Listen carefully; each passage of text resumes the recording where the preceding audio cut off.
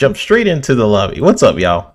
Um, what is good? Welcome to back to another episode of the Pixelated Echoes. This is episode 46, and it is August 17th, 2025. So I'm your host, 3-Bit, and if you're watching live, you already know what to do. Smash the like button, subscribe, ring the bell, so you guys don't mix any single pixels of chaos and whatever. I was trying to think of something pixel related. But no, I appreciate y'all, and let's get straight into the show. I kind of, since we had a little bit of break, I kind of want to just jump straight in. But introducing my co-host, the man who drifts through Forza right into the podcast room. This is the real life embodiment of Felix the Cat. We got the Fuzzy Belvedere. How you doing, man? What have you been up to? Oh man, a lot. So glad to be here with you today. Like I was telling you behind the scenes, finally got the flooring done for the podcast room. So by Thursday should be the unveiling. Won't be anything really special, just more of a dedicated space. So that way I don't have to bother the wife with having the PC and all that set up in the bedroom, as opposed to my own mini office or man cave kind of thing. So I got the man cave back, got it painted, and the floor is done the way I want. So yeah, looking forward to that. But outside of that, filmed or was part of a music video yesterday, which was not expecting. But What kind of music video? We talking rap, trap? no, it's actually more heavy metal. But Nice. it ties into some of the horror films that we've been working with, and one that we'll have coming out later. The band that will be doing the music for it was the ones doing the video. Now they're in the process of changing their name because their current name begins with an S and the last part is puppets. And it's one of those words you can't really put on YouTube because then you'll get flagged. So yeah, the logarithm has been punishing them. So they're going to be changing their band name here soon. I'll wait until they officially announce it before I say what it is going to be public. But outside of that, been playing some older games. Well, not really older games, but been back into the Division 2. Did the Manhunt stuff, but still don't have the Tinkerer mask. Haven't been able to navigate the master level of difficulty, so might be a while before I do that. But I definitely can handle challenging and legend. I think it's legendary or heroic or whatever.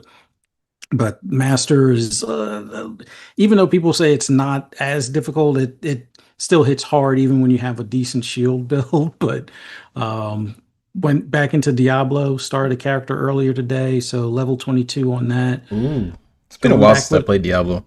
Yeah, I'm actually going with a sorcerer again this time. Like when Diablo first came out, I started with a fire sorcerer when fire wasn't all that good, but I kind of made it work. But this time around, I'm going to try the electric or lightning and static everything. So we're going to be electrocuting stuff and seeing how that goes. And so far so good. Only got killed once, and apparently the hard difficulty that you start off with actually feels harder than when we've played on hard before. Like you have the normal difficulty, but when you're first starting out, you can increase the XP by playing on hard, and that was always like a breeze. There's some enemies that hit a bit harder, so you have to be a lot more careful, especially when you're squishy like a sorcerer, where you don't really have that much defense unless you get a barrier, and even that barrier doesn't really do much. You have to blink in and out or do the teleport to kind of get away from danger and stuff. But still fun. And as always playing Forza Horizon 5. Haven't got as much of Battlefield 6 beta this week. The previous week, played a lot. Loved it so much, I pre-ordered it. I was already on the outs with EA. Wasn't their fault looking back on it with Need for Speed Unbound. My Series X, I think, was dying at that point.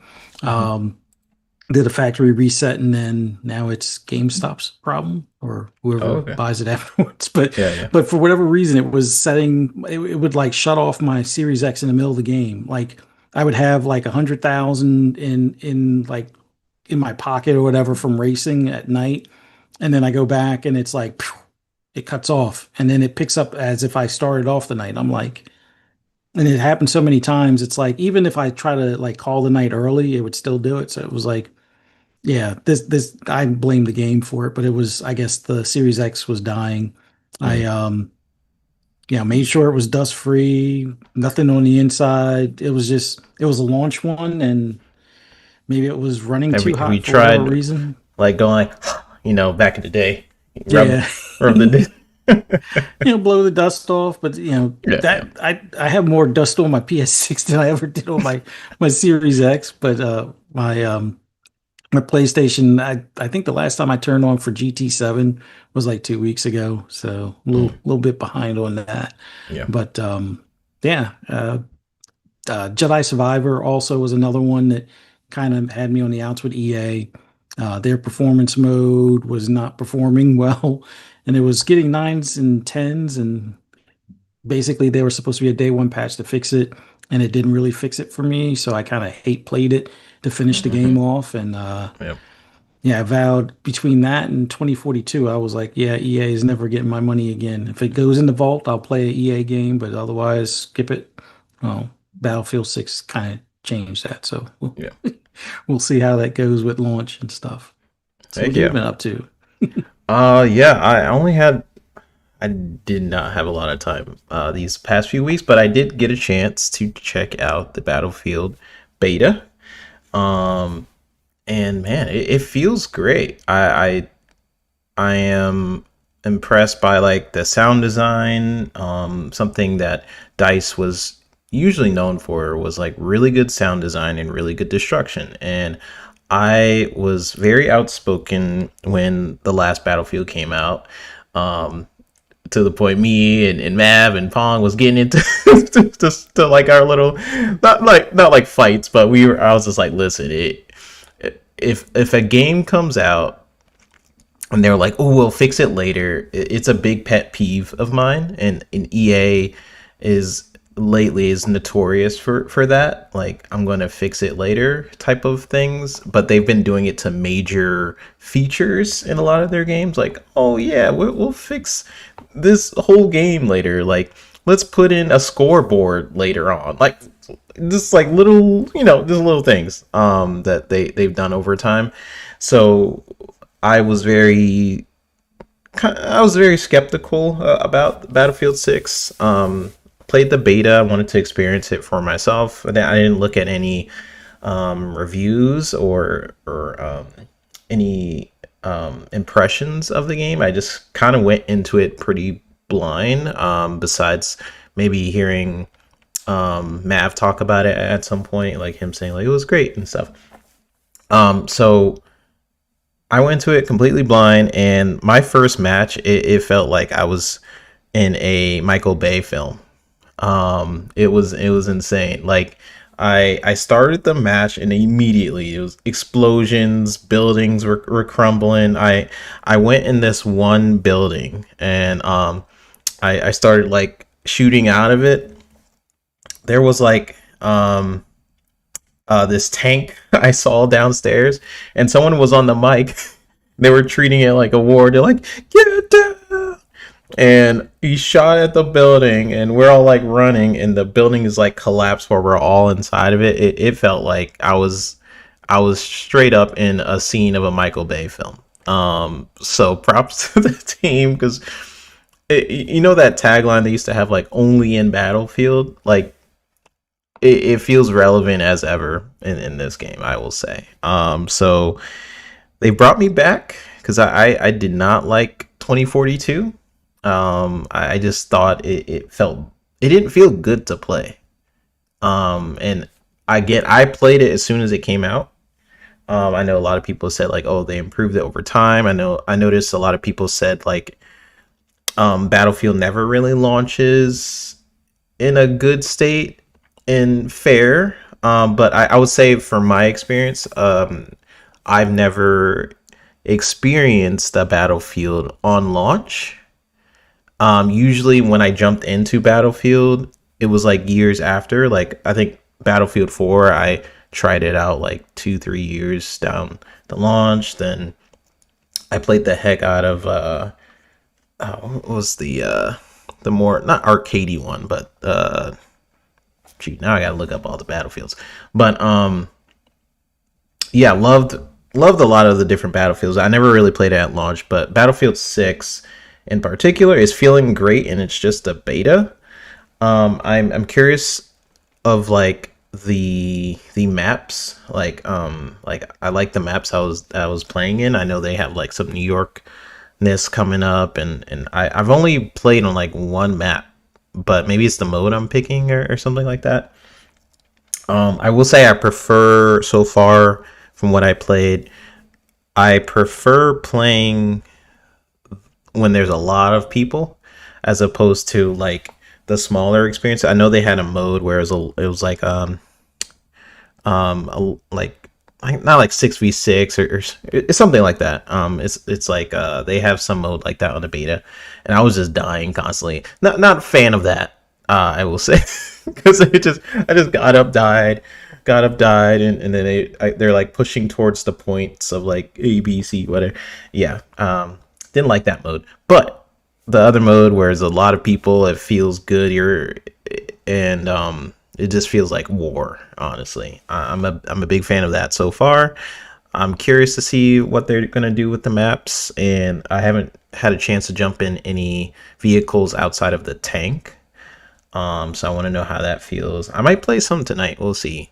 But yeah, honestly, dude, like it's great. So I've been doing that, and I've been really busy in just life. I've been working on a cartoon show. Hopefully, I can tell you guys more about it later down the line. It's gonna be something I wrote and directed and all that. Been on and off working on it for years. I think I showed like Pong, Mav, Fuzzy, like snippets of it like years ago, and now it's finally like picking up, so they might know what it is. But yeah, I've been working on that, and I've been working on app development. So it's been changing. It's still marketing, like I'm still very much creating commercials. It's just specifically for apps now. So we'll see where my career goes, but other than that, it's been a good busy week. You ready to jump into this first topic, which is basically what we've been talking about, to be honest. You ready, Fuzz? All right, let's do it. All right, so this first topic is basically what we've been talking about. So it's honestly, it might be very short.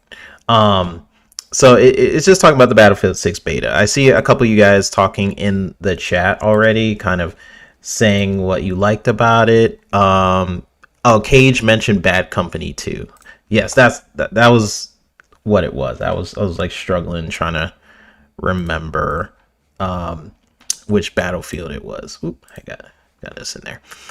So yeah, Battlefield Bad Company 2 was still to this day one of my favorite Battlefields, because it was, the destruction in that game just felt like I have so many different stories about like how I'll see a guy camping in a building and I'm like, oh word, okay, I know where you're at, and I would just specifically go for that guy, blow up the whole building. I'm like, you don't got a hiding spot now, there's so many stories in Bad Company 2, and I really enjoyed that game, and I felt that again with the beta. So props to them so far. So Battlefield 6 beta, I think it lasts till tomorrow or maybe the day after tomorrow, if I'm not mistaken. You guys can let me know in the chat, but the beta just pulled in about like 521,000 players on Steam. That's more than Call of Duty's most recent beta.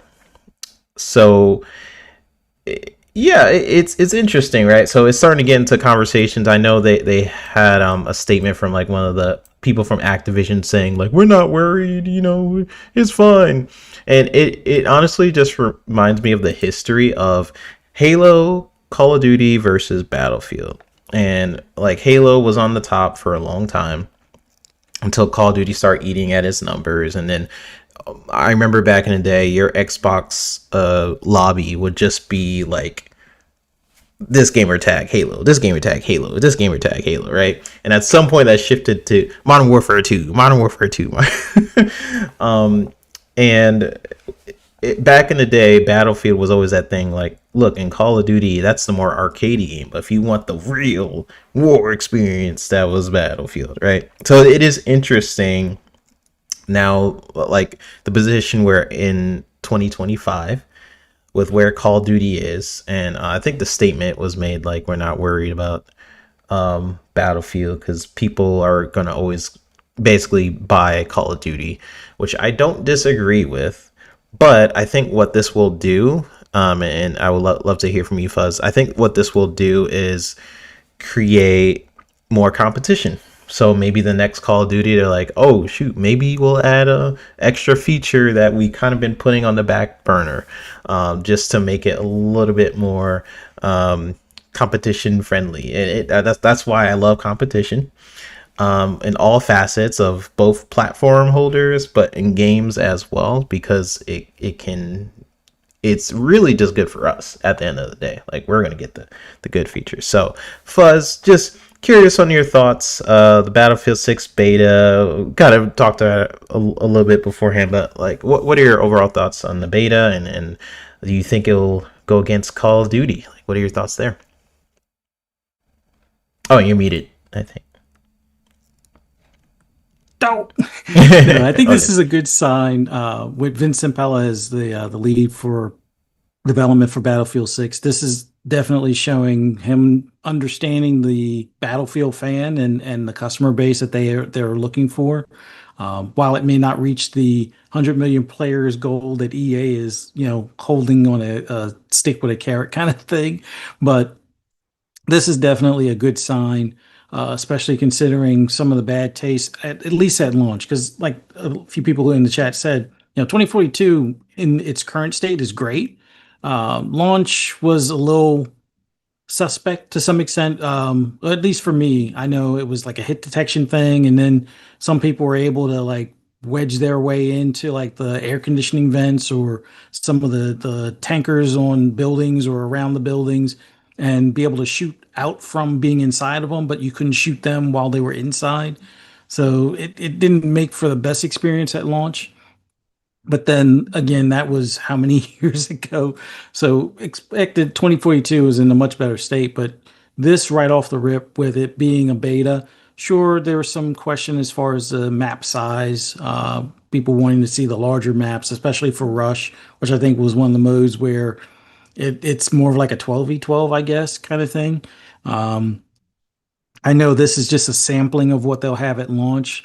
We still have about 4 or 5 maps that we'll probably see at launch. That hopefully we get some bigger ones in general. Maybe there's some boats or skiffs or stuff like that to be able to go from like one side of the coast to the other or something along those lines. As far as like sea, not really sea battles, but at least have a lot more of that as a obstacle to some extent. But the number of players in the beta, that's great.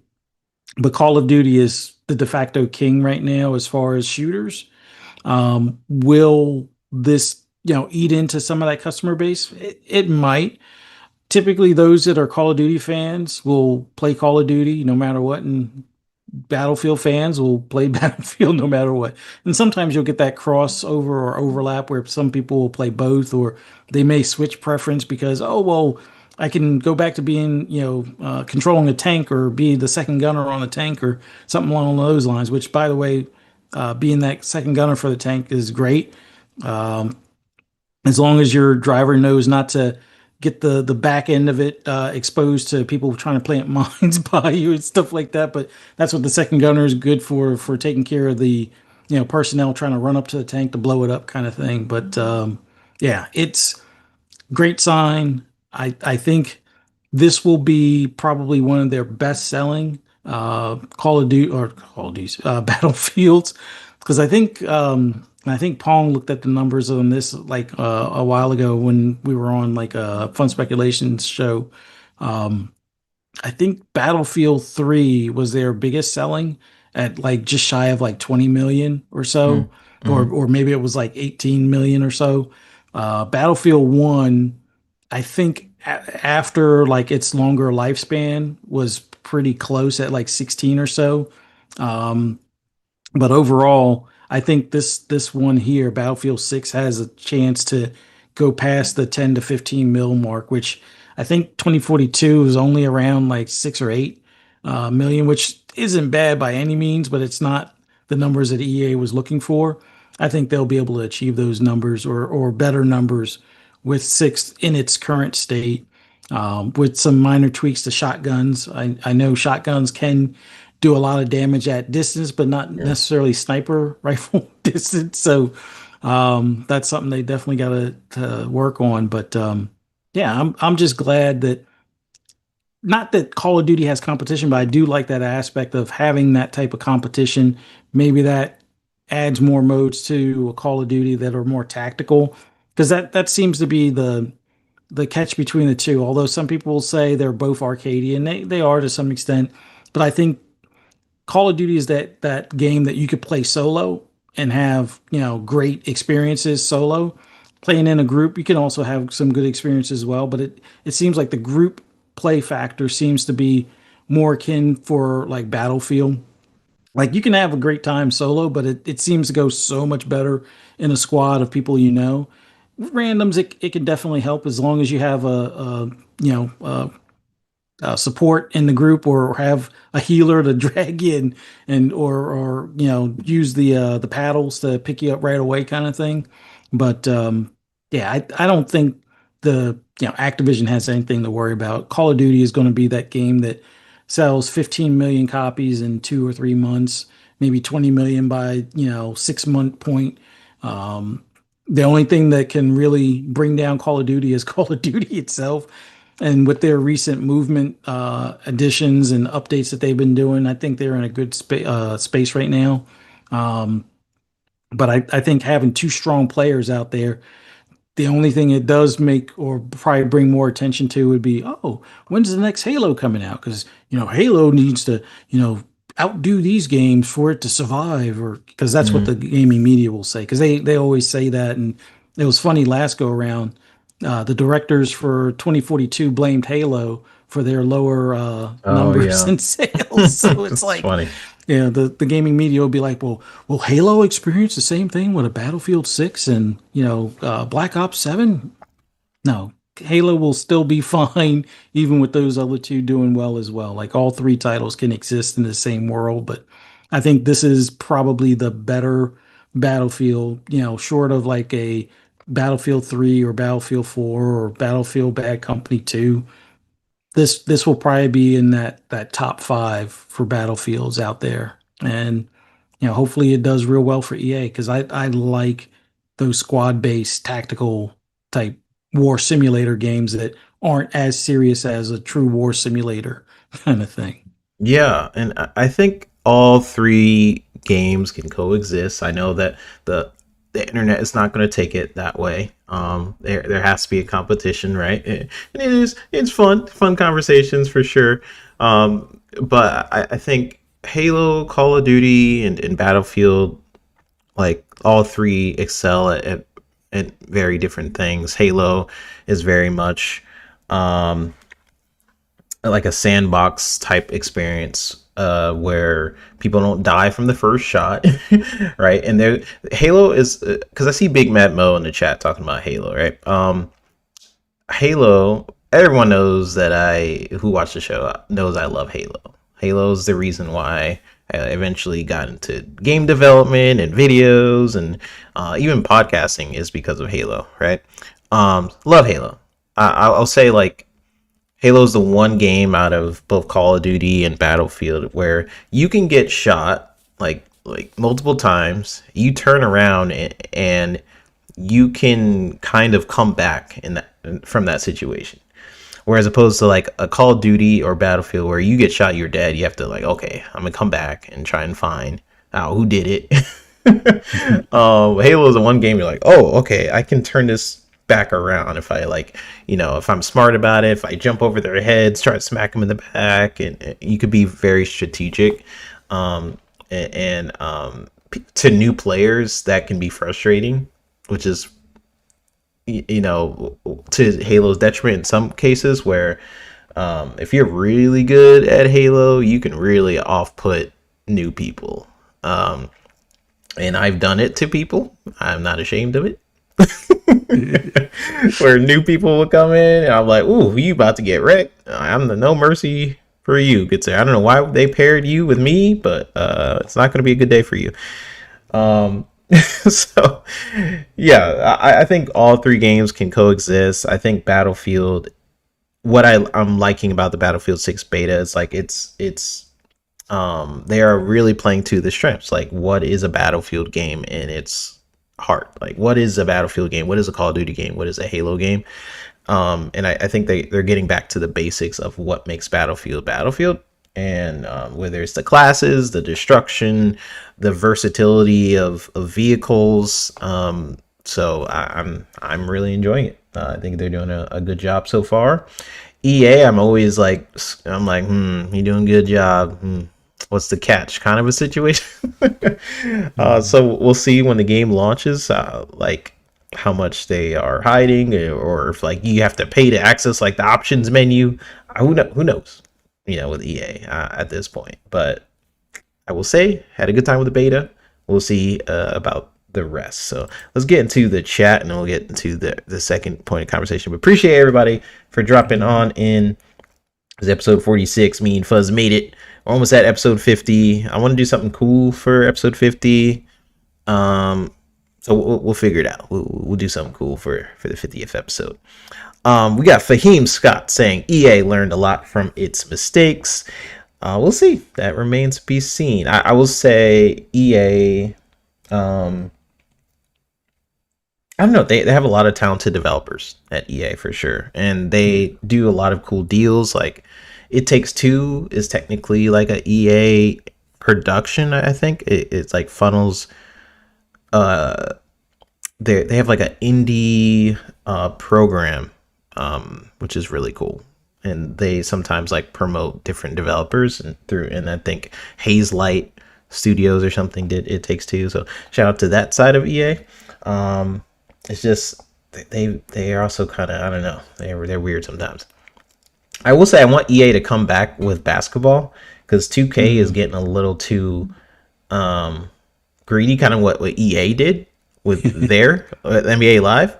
So they should come back with NBA Live and then be that competitor again. Because if anyone can do it, it will be EA. I'm just saying.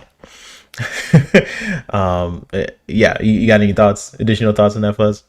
Yeah, man, I would love for EA to take a look at some of their back catalog of stuff, or titles that they used to go for. Like NBA Live would be a nice one to start with.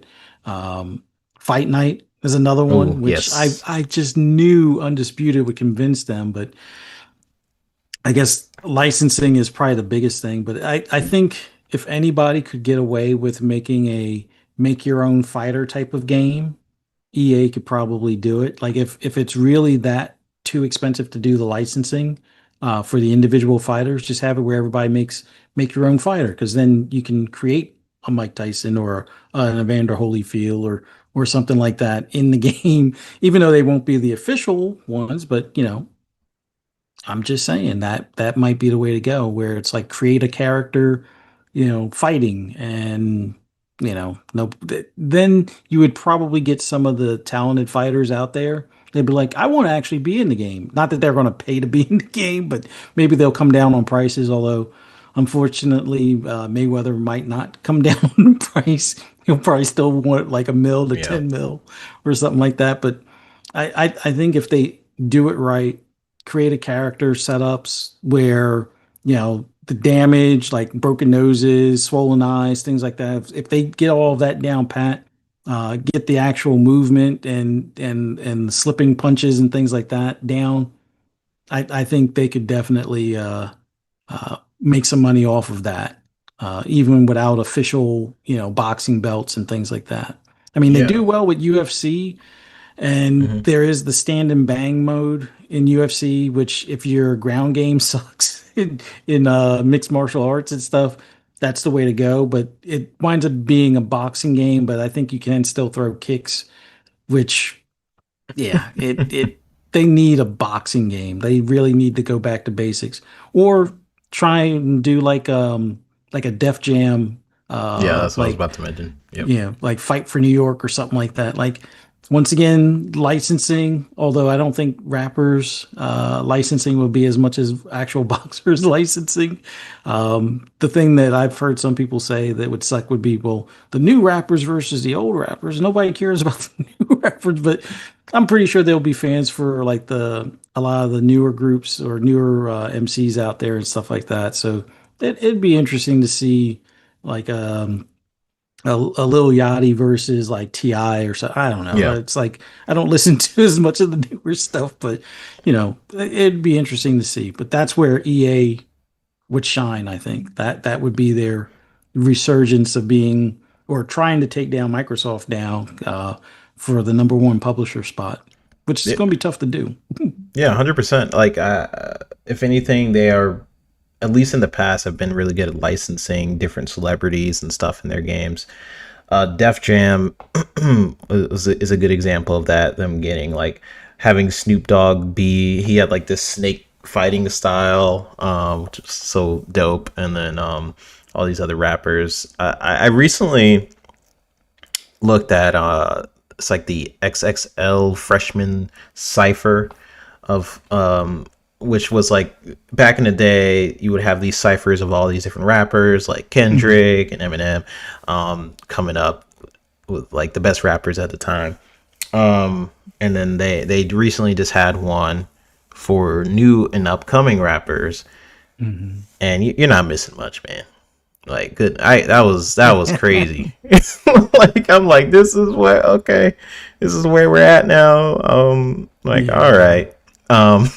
So if they make a Def Jam, it's honestly the rappers that have the Drake. I would like to fight like Drake versus Kendrick, like actually fight. Yeah. Like that would be interesting. I'm just saying. That would Um, sell the game itself. Like yep. EA could probably just give each one of those guys 5 mil. I don't even think they'd have to give them 5 mil. They'll probably be like a mil. That'd be fine, and Yep. everybody'd be happy. That would probably be like the number one selling game for a while. Just people constantly putting replays of Kendrick beating up Drake or something along those lines. So Yeah, yeah, yeah. I that'd be mean, funny. it would be just from that alone. I feel like a lot of people would buy that game. And you'll introduce people who aren't really into games in general. Just be like, what? I can play as Drake and I can fight Kendrick. That in itself, it's literally marketing itself. If they Yeah. manage to do it, so I hope Def Jam comes back at some point. Isaac Hayes 85 says, "I felt so old looking at the list." Yeah, yeah, me too. I was when I was like hearing it, I was trying to be open minded because again, I will watch anything. I watch a lot of bad movies. I watch a lot of bad TV shows because I like to learn from both really good movies and really bad movies. Just in the field that I'm in, I feel like I can learn from both. So that means there's a lot of cringy stuff I watch. I just wasn't expecting that to be one of them. This is all I'll say. We got Fahim Scott saying Battlefield's my jam because it's more realistic. A couple of people mentioned Ready or Not, or I Yeah. believe I think Poison mentioned it at some point. I'm trying to Mhm. find where he mentioned that. But yeah, I've heard a lot about that game. I do want to check it out. Is that on consoles now? And that was the one Yes. they kind of censored. Was that okay? That's what it was. Yeah. Yeah, it's like I mainly played it on PC when it was in early access on Steam, Hmm. and they've definitely improved on the aimbot detection, I guess, for the NPCs because before they were way too good. But I think before they did their 2.0 or 1.0 update or something like that, they made it so it's a lot more realistic. Not they don't see through walls as easily as they once did. But you have to be tactical, stacking on the door, pieing the corners and stuff like that. Like you feel like you've gone through SWAT training after playing that for a few hours. Either that or you'll wind up being incapacitated, and they'll have to drag you back and patch up your legs or something like that, or just make you the shield person to go through the door first. But yeah, it's good with a group that communicates. It can be a little hectic with a random group, Yeah. but Cheeto hand group. you could still get through. Like the key thing is, I always have it where I could see whoever is the lead going through the door, their camera, because like you can have it where you could see almost like their body cam or their helmet cam, which that's like really great if you're attacking like two entryways. All right, so they're going through and they can see like two people, or they don't see anybody, but one of them is down. Well, that person's probably on the other side of that barrier or furniture or whatever and stuff like that if you go in through the other entry. So, but it's really good, really great tactical type game. A little more grounded than Rainbow Six, but Rainbow Six is more PvP. This is more PvE group stuff. So yeah, that's more my speed. Yeah, I definitely gotta check that out. And I found the comment. Poison Maniac says Ready or Not is a phenomenal game if you're into games like SWAT 4 or slower paced gameplay, which is pretty much what you're saying. And the lore and the missions are dark, but are also very well done without the need of cutscenes. That's awesome. That is a good pitch. That should be a summary on their on their page for me to check it out. It's definitely up there. There's just so many different games out right now. RSJ fans says, hi guys, hello RSJ, appreciate you dropping on by. Big Mad Mo mentions that Alien Fireteam is in Game Pass, which it is. I just saw that. I was like, ooh, that's awesome. It's a little hard in difficulty, but the audio for those guns is what sold me on that. Oh yes, yeah. I played a little bit back when it first came out. They nailed the freaking gun sounds like from the movies, like like yeah, freaking perfect. Froggy T Wright says, what games got canceled? That's going to be our next topic. You're about to find out which games. But I'm sure you won't be surprised by some of them that we're about to talk about. Fahim Scott says randoms, especially our medic. He was that dude. I think he was just talking about for Battlefield. Like for Battlefield, yeah. Yeah. Bib Mo says nobody plays Halo. It takes too much skill. People suck at Halo. As someone who played Halo competitively, yes, a lot of people do suck at Halo. Especially if you are just playing quick matches and things like that. I am biased again. I freaking love Halo. But like I mentioned earlier, because of that fact, like the skill gap can get really wide, and if you're a new player, it's not going to feel good. It's not going to feel good. That's all I'm saying. I'm one of those that suck at that as well as Gears. Pretty good at Division, but I can't. I suck at at least the PvP aspect of Gears and the PvP aspect of Halo. Like, yeah, I'm that's not my skill set. Yeah, I remember I played Gears. I remember I just tried to get good at Gears for like a few months and stuff. It's hard. It is tricky. So like once that game comes out for PS5, which I think is pretty soon, good luck to y'all. That's all I'll say. There's some wall bouncers. If you just start seeing people bounce off walls, they're probably coming from Xbox, and good luck. Just run. Yep. It's like a horror game. You see people go like this, they're just jumping on walls. Don't be surprised if you start hearing the Jaws music right behind them, because they're coming for you, and good luck to you. Good luck to you guys. We got what is this coming from? Cage saying Dead Space 2 remake. Damn it, EA. And then she mentioned Mercenaries would be cool. Yeah. Yeah. Dead Space 2. They did such a great job with the first Dead Space remake. I played it on stream on this channel actually. it's freaking it's a good remake. I don't know how much people invested in it, so they're probably not even, it's not on their radar. Yeah. I don't think it did super well to my knowledge. Like, No, they were hoping for much bigger numbers.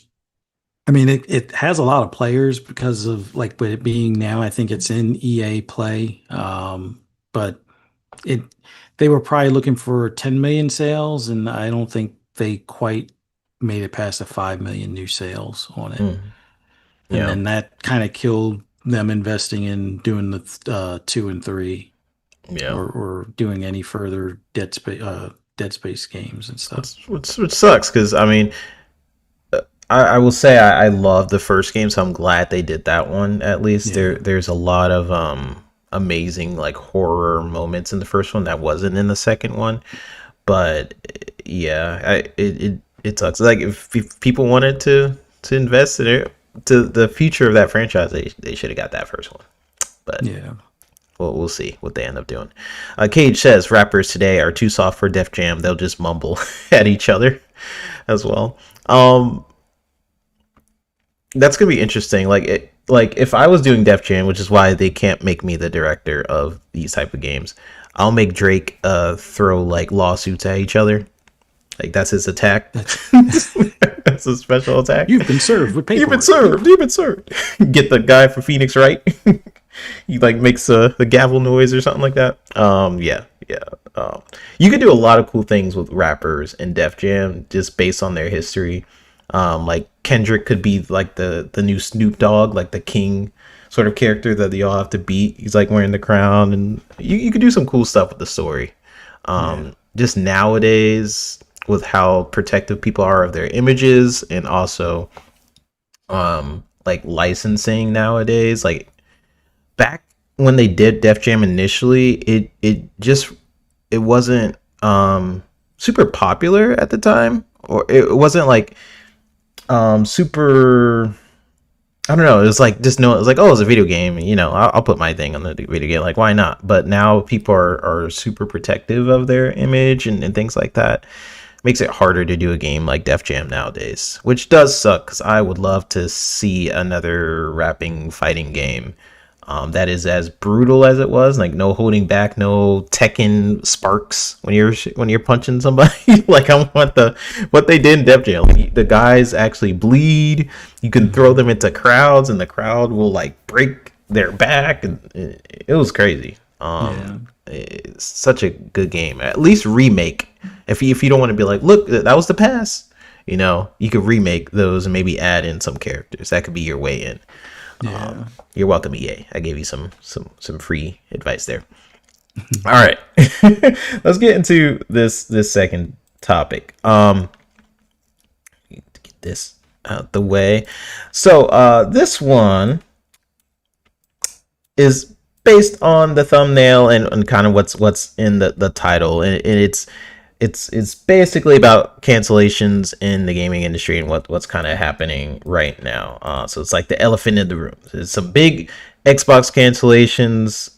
There's been a lot of cancellations recently from several studios. I want to bring it to light in conversation because I'm overall curious about what you guys think, the audience, as well as Fuzzy. So we know they canceled Perfect Dark and Everwild, that officially shut down. Everwild was Rare's next big thing after Sea of Thieves.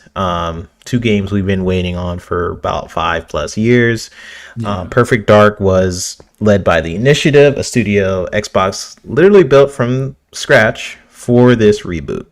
So now that studio as a whole is now gone from what I can tell. And a little background on the development would be the fact that they pulled in Crystal Dynamics, the dev team behind Tomb Raider, to help all that time, probably like a year or so into development of Perfect Dark, I believe. So yeah, all that is canned. We had ZeniMax unnamed MMO Project Blackbird acts extremely sad over that one. I won't say why. You even argue that Forza Motorsport got bench to a degree. I know they came out with a statement saying like they're still moving to support Mhm. Playground's Horizon franchise and a couple other things, but we really don't know what it looks like with so many teams laid off at Turn 10. Like, what does support look like for that game franchise moving ahead? Mhm. It's not Can, I know they plan on supporting it, but we really have to see what that looks like with half the team gone. Yeah. Um, and and I've said before, I mean, like Microsoft's whole "let the developers do what they want" vibe might be working against them when nothing comes out, or you can't give studios limitless freedom if they're not showing results. Like I've talked about that several times on the show. We've seen both, like we've seen both cases. We've seen Microsoft let studios do what they want. We got Mhm. Redfall. I will say in that situation, apparently, like they weren't really checking the development of that game. But that disaster could have been avoided if they just talked to the team. So that's really a failure on Matt Booty and Phil Spencer. And you can't really use the excuse like we have so many studios now. But it's like as you grow out to 30 whatever studios, you can't use growth as an excuse on never checking on a game's development and Yeah. trusting the teams to do their thing. I do like their approach of letting studios breathe and be their own DNA. I mean, that's a reason you bought the studio, right? You're like, oh, I bought them for who you are as a company, and I love that. But at the same time, game development is hard, and now you're underneath the resources of Microsoft. So there needs to be some accountability for studios like Rare that hasn't produced a game outside of Sea of Thieves in 8+ years, despite the successes of that game, right? Yeah. So this also comes in a wave of Contraband, another game, being another one of those cancellations. Some people kind of I've seen a couple of journalists say like they agreed with that cancellation, saying there was no hype or wave for the title. I disagree. I was really hyped for just to see what they were doing with that, but I digress. I'll hear what you guys think too about that one. Mhm. And look, I overall I think cancellations do suck. I was really looking forward to Perfect Dark, especially seeing as you guys will always hear me have like some little hints towards Rare because there's something about Rare that bothers me specifically. I can't I don't know what it is specifically, but it's just like the fact that they refuse to do their own IP. Like Perfect Dark was Rare's game, right? Mhm. And they're like, no, we don't want to do it. They gave it to another studio. Now that studio's gone. Now what the heck has happened to Perfect Dark? Nothing. I'm like, dang it, Rare. I'm still blaming Rare. But no, cancellations do suck.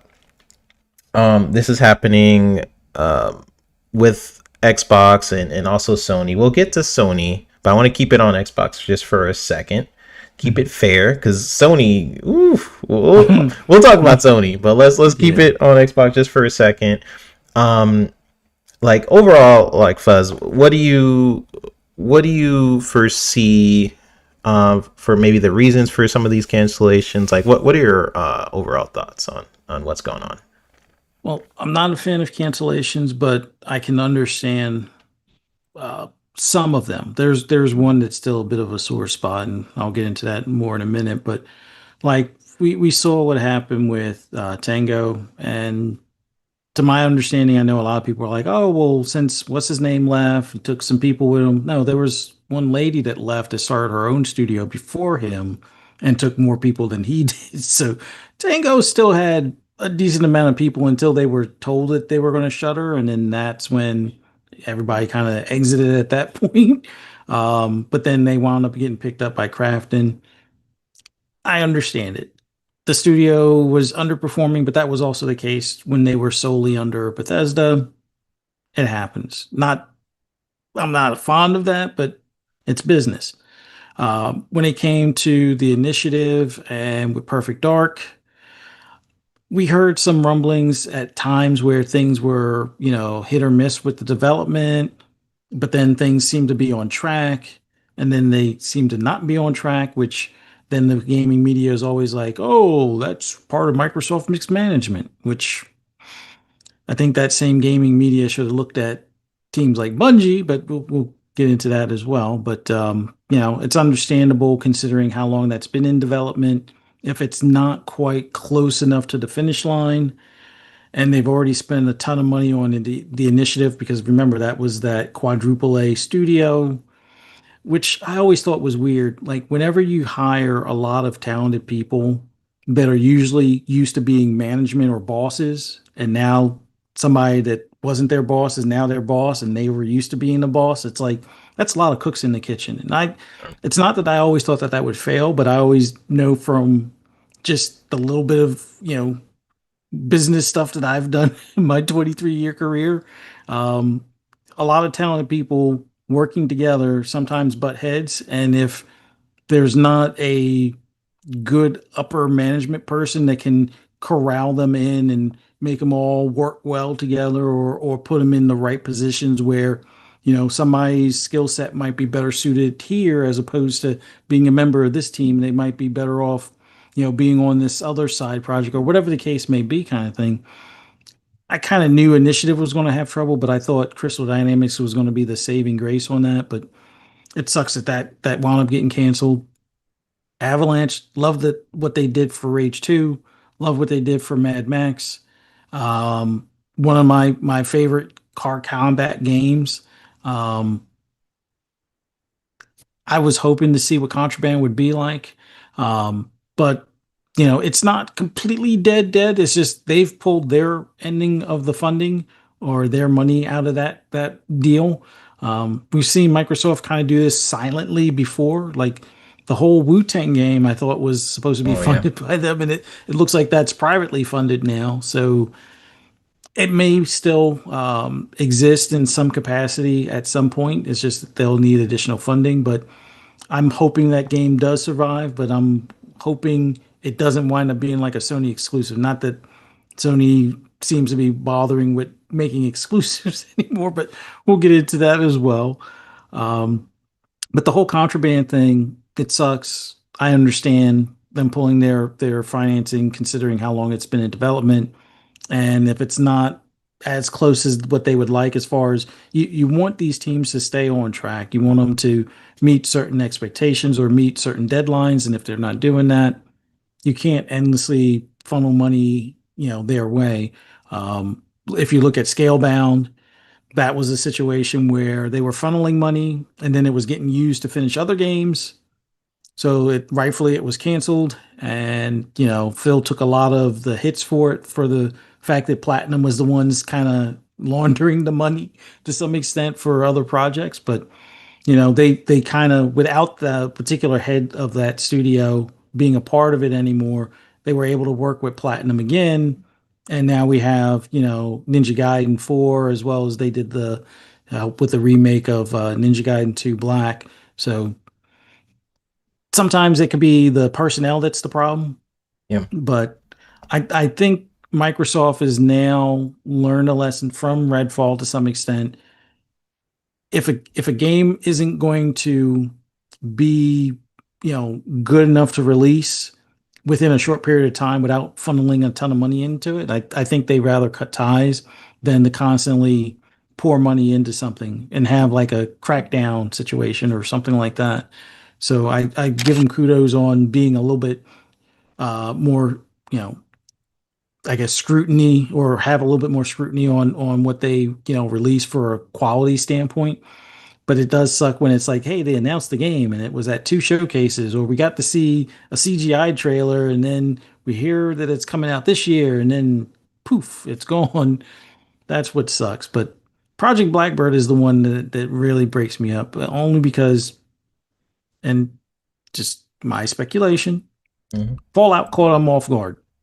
The success of the TV show caught them off guard. And now they're scrambling. Well, I wouldn't say scrambling, but they are putting all hands on deck for something Fallout related, whether that's Fallout 5 coming out in 2028 as opposed to the 2030 it was originally scheduled for, or if it means that they're going to have other teams possibly do like a remaster of 3, or maybe a New Vegas 2, or a New Vegas remastered or something. they got to focus on getting something Fallout related sooner rather than later, and more than just like show related updates to 76. So I can understand any other big projects that may have been further down the road, may have taken equally as long to finish. I can understand them closing it, but I don't agree with it. I still think Project Blackbird would have been at what a lot of people said that Starfield was going to be like a game of the generation, which, by the way, I still think it is a game of the generation, no matter what people say. And we'll probably hear those people eat crow when it finally does come over to PS5. That oh, this game is All of a great. sudden, woo! I mean, just remind me to talk about that because there's something I got to bring up. But yeah, go ahead. The dual sense will be the saving grace for Starfield. What saves Starfield? The dual sense. No, but anyway, I think Blackbird would have been equally, if not better, than what Starfield showed as. And I know some people don't want necessarily a Starfield MMO, and this wouldn't have been a Starfield MMO, but I love the movie Fifth Element. I love oh man, I'm having a brain fart. Not Red Dawn. What the heck is the Like Serenity, Firefly type vibes, yeah, or yeah, all of those sci-fi type games where you have aliens and robots and humans and metahumans and all of those kinds of mixes, and you got, sci-fi weapons and abilities and jetpacks and just a whole bunch of cool stuff. Like that's what I would love to see in a game. And I joked about it before when we were trying to guess what that game was supposed to be. Like I figured they already did, high fantasy with, Elder Scrolls. They already did post-apocalyptical with Fallout, and they already did their space and sci-fi, or more space-oriented one with Starfield. So I'm like, oh, it'd be cool if they did something that was kind of like cyberpunk-ish, or like a, like a Fifth Element type game, or the game that we'll never see from Ubisoft. What is that? Evil. Beyond Good and Evil Beyond Good and 3 Evil. or Yeah. whatever, or Beyond Good and Evil 2. Yeah, that's one. Be it canceled now. Hopefully they reconsider, or find a team that can kind of finish it out, or allocate resources to it later. I hope it's not completely dead, but I would love to see that make a comeback at some point, because I think that would have been a special game that probably would have a lot of people waste a lot of time in that game, or Yep. or just spend a lot of time in that game, which is probably a good thing maybe in that regard that they canceled it, because it would probably take away from any of the other games that Xbox is releasing. But on the bigger note, I think that would have been a game that would have drawn more people in, and especially if it's a multi-platform game. If you have another top 10 game, 7 out of top 10 games on PlayStation, or even, a top 3 game on Steam at that point, plus a top game on your own platform. And if it could run on a Switch 2, which I doubt it probably could, Switch 2 probably wouldn't be able to handle it. But if it could run on a Switch 2, would probably be in the top 5 as well. Yeah, I think that was a misstep, but I'm not an executive. I'm not a CEO. The best that I was like a department manager and division head, and yeah, that's stuff above my pay grade as far as CEO decisions and stuff. So Right. yeah, game cancellations suck, but I understand them. But man, some of them really, we definitely are missing out on something special. But Xbox Yeah. is not the only one that has game cancellations, are they? Mm-mm. Mm-mm. And we'll definitely get into that. I want to shout out a couple people. First off, Web Dave just dropped some of his viewers in there. So shout out to Web Dave. Always appreciated when you do stuff like that. So all the people who are in the Pixelated Echoes chat, appreciate y'all. Be sure to have good conversations in chat, and stick on by for this this next topic. You came at a very interesting time. I'll say Web Day. He's probably just waiting for us to talk about this next part. But I do want to give also a shout out to Mac. I got your little thing. I don't have the little notification thing, but I just took a picture of your donation, and it's up on the screen. I don't know if I can do that for everybody. Everyone's like, "Oh shoot, I'm gonna start doing it." It's gonna take me some time because I'm gonna have to screenshot all your guys' thing. We'll figure out a system at some point. But for now, Mac, appreciate you, man. You gave the $1.99, saying 3-bit fuzzy sup dude whole slate coming. Man, yeah. We'll see. The whole slate is questioning. It went from, oh, Sony would never do that, to, well, it's only going to be this type of game, and now it's like, well, shut up, you know. So the conversation is definitely changing for the Sony crowd on what games are going to be available on the Xbox. And honestly, I can't wait to see those conversations because it's really funny to me. Just kind of not really fanboying over here. Just like it's going to be interesting. But appreciate everybody for dropping on in. We got Poison. We got GNTL Stone saying good evening. We got Prince Green, Stanley. How do you say your last name? Francois. Big B Money Cage always dropping on in. Appreciate you. Mac, of course. Sotness, Dave Reezy. We had Fahim in here earlier. Shout out to Fahim. Fuzzy Tomato. Big Mad Mo always talking his talk. Appreciate you, Big Mad Mo. We got Froggy T Wright. RSJ fan was in here. Shout out to everybody who's in the chat, and you guys are amazing.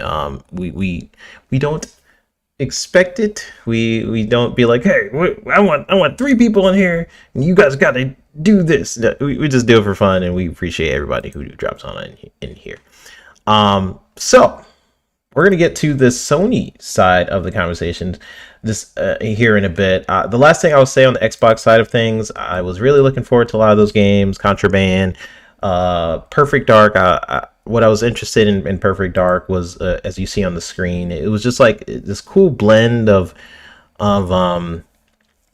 futuristic, kind of like the movement of like a Splinter Cell. Like we're missing a lot of like stealthy type games, especially like first person. I think there's a lot of focus nowadays on like the player side of things. And I've been missing like Splinter Cell has been gone or dormant for a long time. So it was kind of giving me those vibes of you are like a stealth spy assassin type thing, and the movement looked really interesting. How they were handling the movement systems. So it's a shame. I was really looking forward to how they were approaching that. Everwild, me and Rare got beef. So that's all I'll say about Everwild. Like, yeah. Forza is something I'm keeping my eyeball on. Like the fact that they canceled so many people outside of the Turn 10. I've worked with a lot of those developers, as you guys know, worked on Fable. And a lot of the teams over there are super talented. Forza Horizon sold so much on the PS5, so it was crazy to me that this was one of the teams affected. I know it was across Microsoft, and I think the numbers were really distorted from what I know. Like they were saying like 10,000 people from Xbox got laid off, and that's not necessarily true. It was like a portion of the Xbox team, and et cetera, et cetera. So the rest was like different people throughout Microsoft, but the Xbox team was like a smaller portion. But either way, worked with those teams. They were super talented, and it does suck. I'm keeping my eyeball out on the Forza team. I do hope they can still get updates out. I hope they can still do some cool things with the Forza franchise, because that team is wrecking GT7. So I do hope that franchise is still kicking butt. And we talked about Contraband. I we didn't know much about Contraband besides what Jez leaked a couple of times. But just from that team, I was really looking forward to that team as well. So we'll see what happens. There's still a ton of games to look forward to in 2026. I hopped in the show Fuzzy was in earlier with Pong and PTK and Slow Mo and things like that, where you guys were talking about all the games in 2026. We're gonna have a positive side to this conversation. That'll be the Gamescom conversation. But I do also want to be fair and also mention the Sony side of the cancellations. The last thing I will say on the Xbox side to the Sony side, to be honest, there is a difference in my brain, right? Where the Xbox side of things is like cancellations overall suck, and they're not really hurting in terms of the breadth of stuff that they have or what hits the charts of success for them, being that they have Call of Duty, they have Minecraft, they have games like Grounded, where it gets super successful on other platforms. Sea of Thieves was the top of the charts for a couple months at one point. I remember Elder Scrolls Online, believe it or not. I know a lot of people probably in this chat don't play Elder Scrolls Online, but at the amount of people that invest in that franchise is actually insane. It actually surprised me when I heard about it. So they have a ton of backing when it comes to live service titles. And they have just a lot of options there. Sony, on the other hand, so if you thought Microsoft was taking L's, Sony said, hold my DualSense. Because while Xbox is out here shutting down games we waited years to hear more about, Sony's been kind of going all in on live service games and canceling project after project.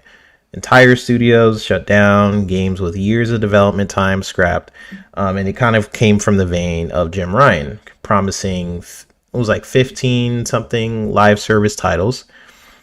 Right now, just I'm gonna read some of them out. And I had the whole list somewhere, but I think Helldivers 2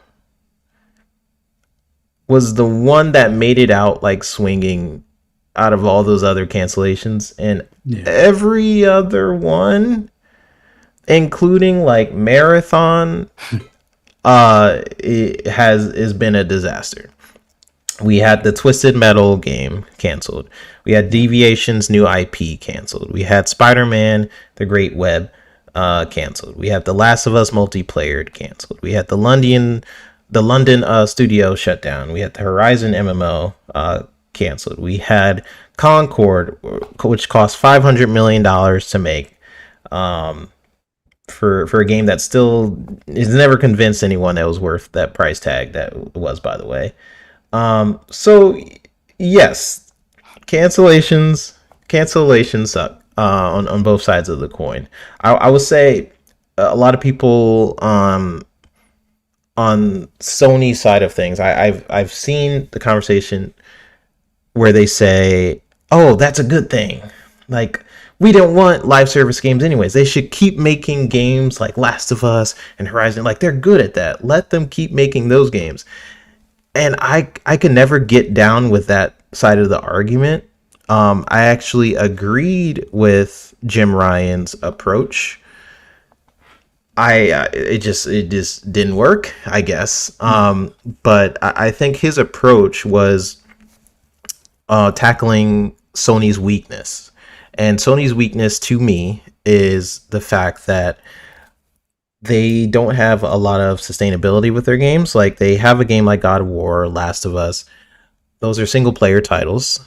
Those are not games that people tend to return to for the most part, because you finish the game, you're like, okay, you might go for some trophies and things like that. And like, I replay games, but I'm not talking about me. I'm not really talking about maybe the people in our chat who will replay games and things like that. I'm talking about like the sort of the casual audience who buys the game. They're like, oh, okay, that was cool, and then that's it. And Sony really relied on that for their strategy for multiple years. Jim Ryan was seeing that, and he was like, "Listen, we need to have uh, some sort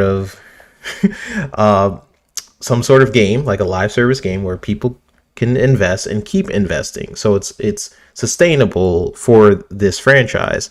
And so that's why I agreed with their approach, because if you look at Sony's first party lineup for live service games, it's barren. There's not a lot. There's MLB The Show, and Helldivers 2. Yeah.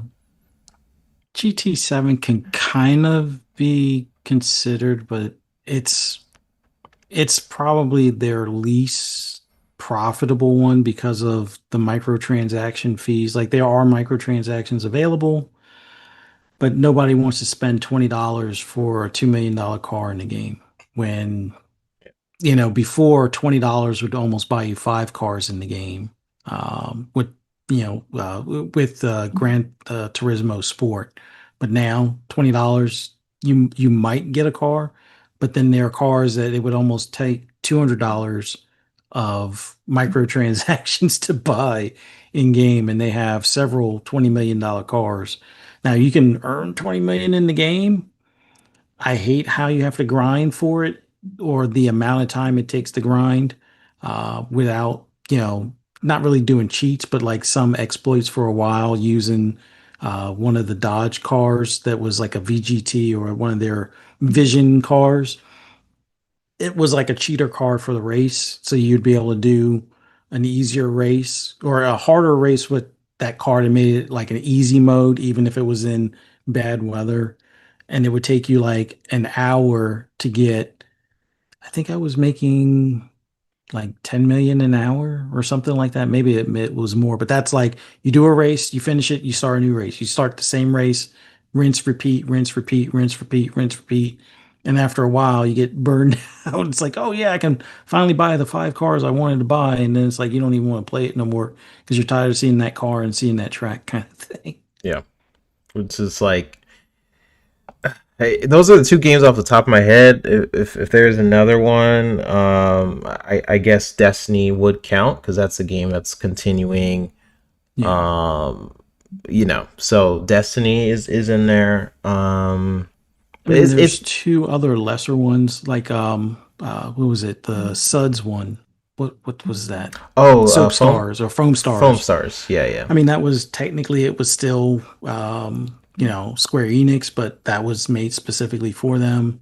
And then they had Destruction All Stars, which maybe this is why they canceled Twisted Metal, because Destruction All Stars wasn't it either. I mean, it was an okay game, but the car mechanics were, I'll just put it bluntly, were terrible. Like, and I'm not claiming to be a great driver, but if I can get a chicken dinner in my second match, yeah, you probably should make it harder. It took me, at least with Forza Horizon 5, it took me at least 3 or 4, I think, before I got the chicken dinner for the eliminator or whatever. But it's like you almost have to be lucky more so than good in some cases.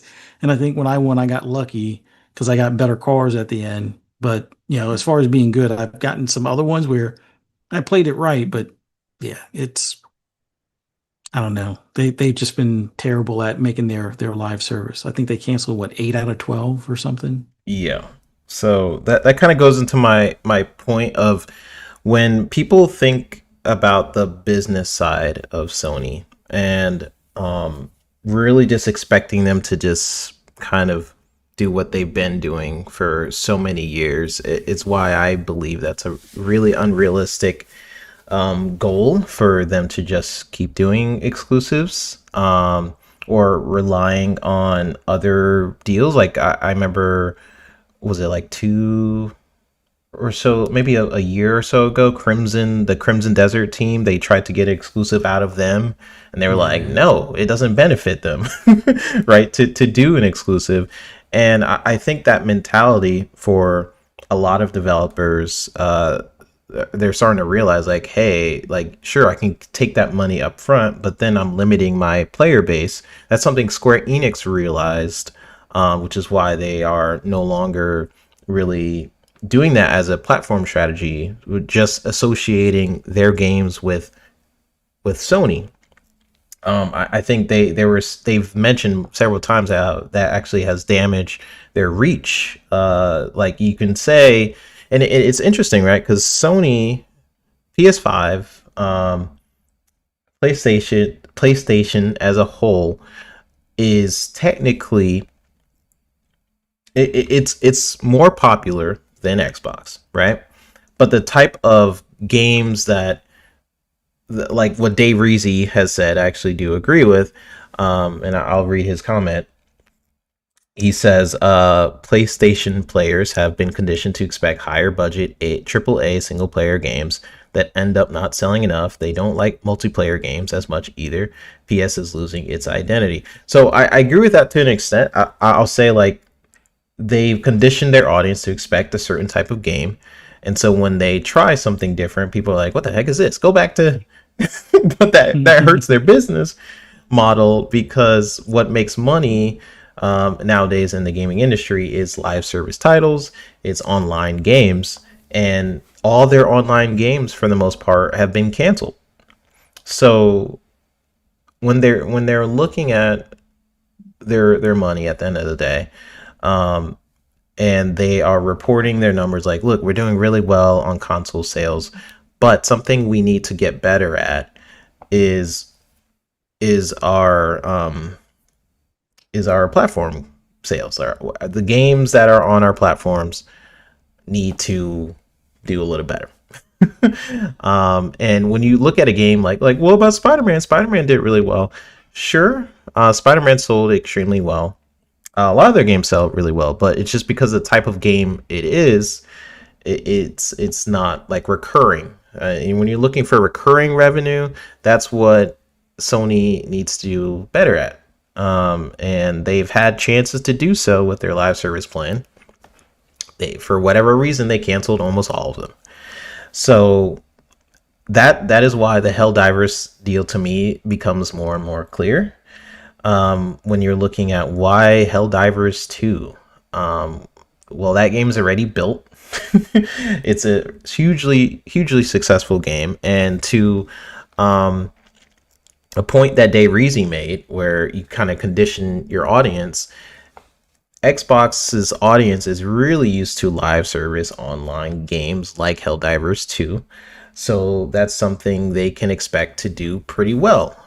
We've seen a lot of people on the Sony executive team say stuff like, oh, this game wasn't to our sales expectations, or they're not buying our games. I know a lot of people say like Xbox gamers don't buy their games.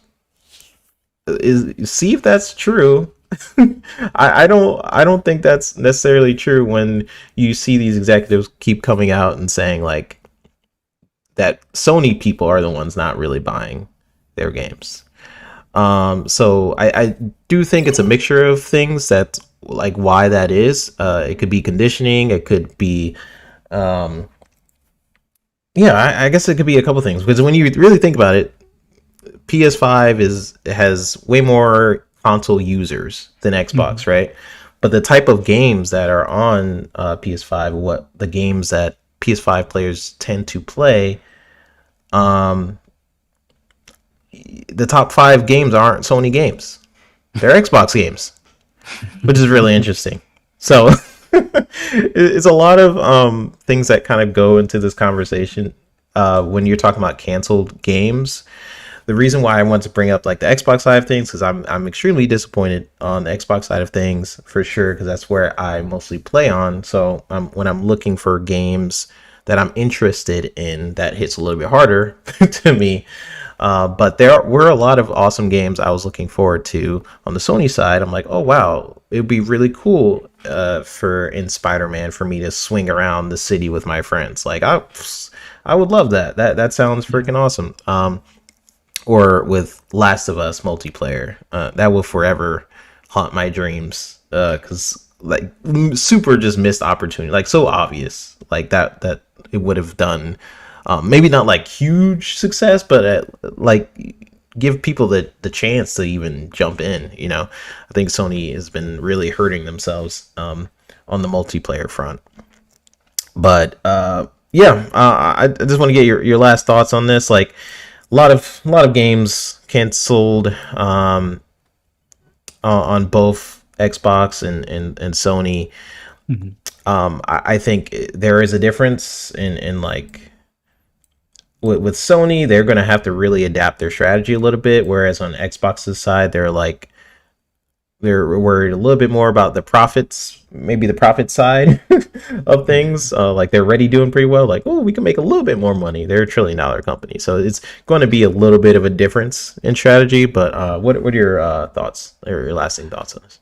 Well, one of the things I always like to point out now is like with the gaming media that always used to lambast Microsoft or Xbox for having mismanagement, it's like they completely ignored what was happening with Bungie. And now we see that they might either disband or be completely absorbed as a first party studio with no autonomy or, separation where they can operate onto their own, guys or whatever type of thing. So the gaming media chose to ignore what was happening there. They chose to ignore, I guess, the issues that Sony was having with live service games. They were also the ones that were saying, "Oh, it's for the best. Sony should focus on their single player." And as you just explained, the single player games, while they do sell, that's a one time purchase. When you go back to play that game later, there's no real opportunity to get more money out of you. I mean, unless they're doing like an expansion, which we've seen what could be considered expansions being sold as individual titles or sequels to some Yeah, extent. And that's not a knock, but it works better as a new separate title as opposed to selling it for half price as an expansion. So I yeah, understand why they did what they did. And we saw through the Insomniac leak what they were planning on doing with the Venom DLC or Venom spinoff, or with Spider-Man 3 being broken up into like three parts kind of thing. I mean, considering their budgets, that's probably been Sony's, biggest Achilles heel. Like they've conditioned their fans, just like DayReezy said, they've conditioned their fans to like a certain type of game, like a movie experience and everything. And that's great. That's part of Sony's DNA. But the drawback is they didn't figure out a way to sell them the popcorn and peanuts or the the jujubes or something like that afterwards to get more money out of them. Like if they could find a way to incorporate skins. And I'm not saying I'm a fan of microtransactions or that they should incorporate more, but that's kind of what you need to do these days to keep the studio's lights on, to keep the shareholders happy. You need to find ways to monetize these games. And if you're not selling custom controllers for every title you release, which that sometimes can be a loss as well because all of the time and tooling and design and whatnot. And like I'll be perfectly honest, that last God of War controller was kind of hideous.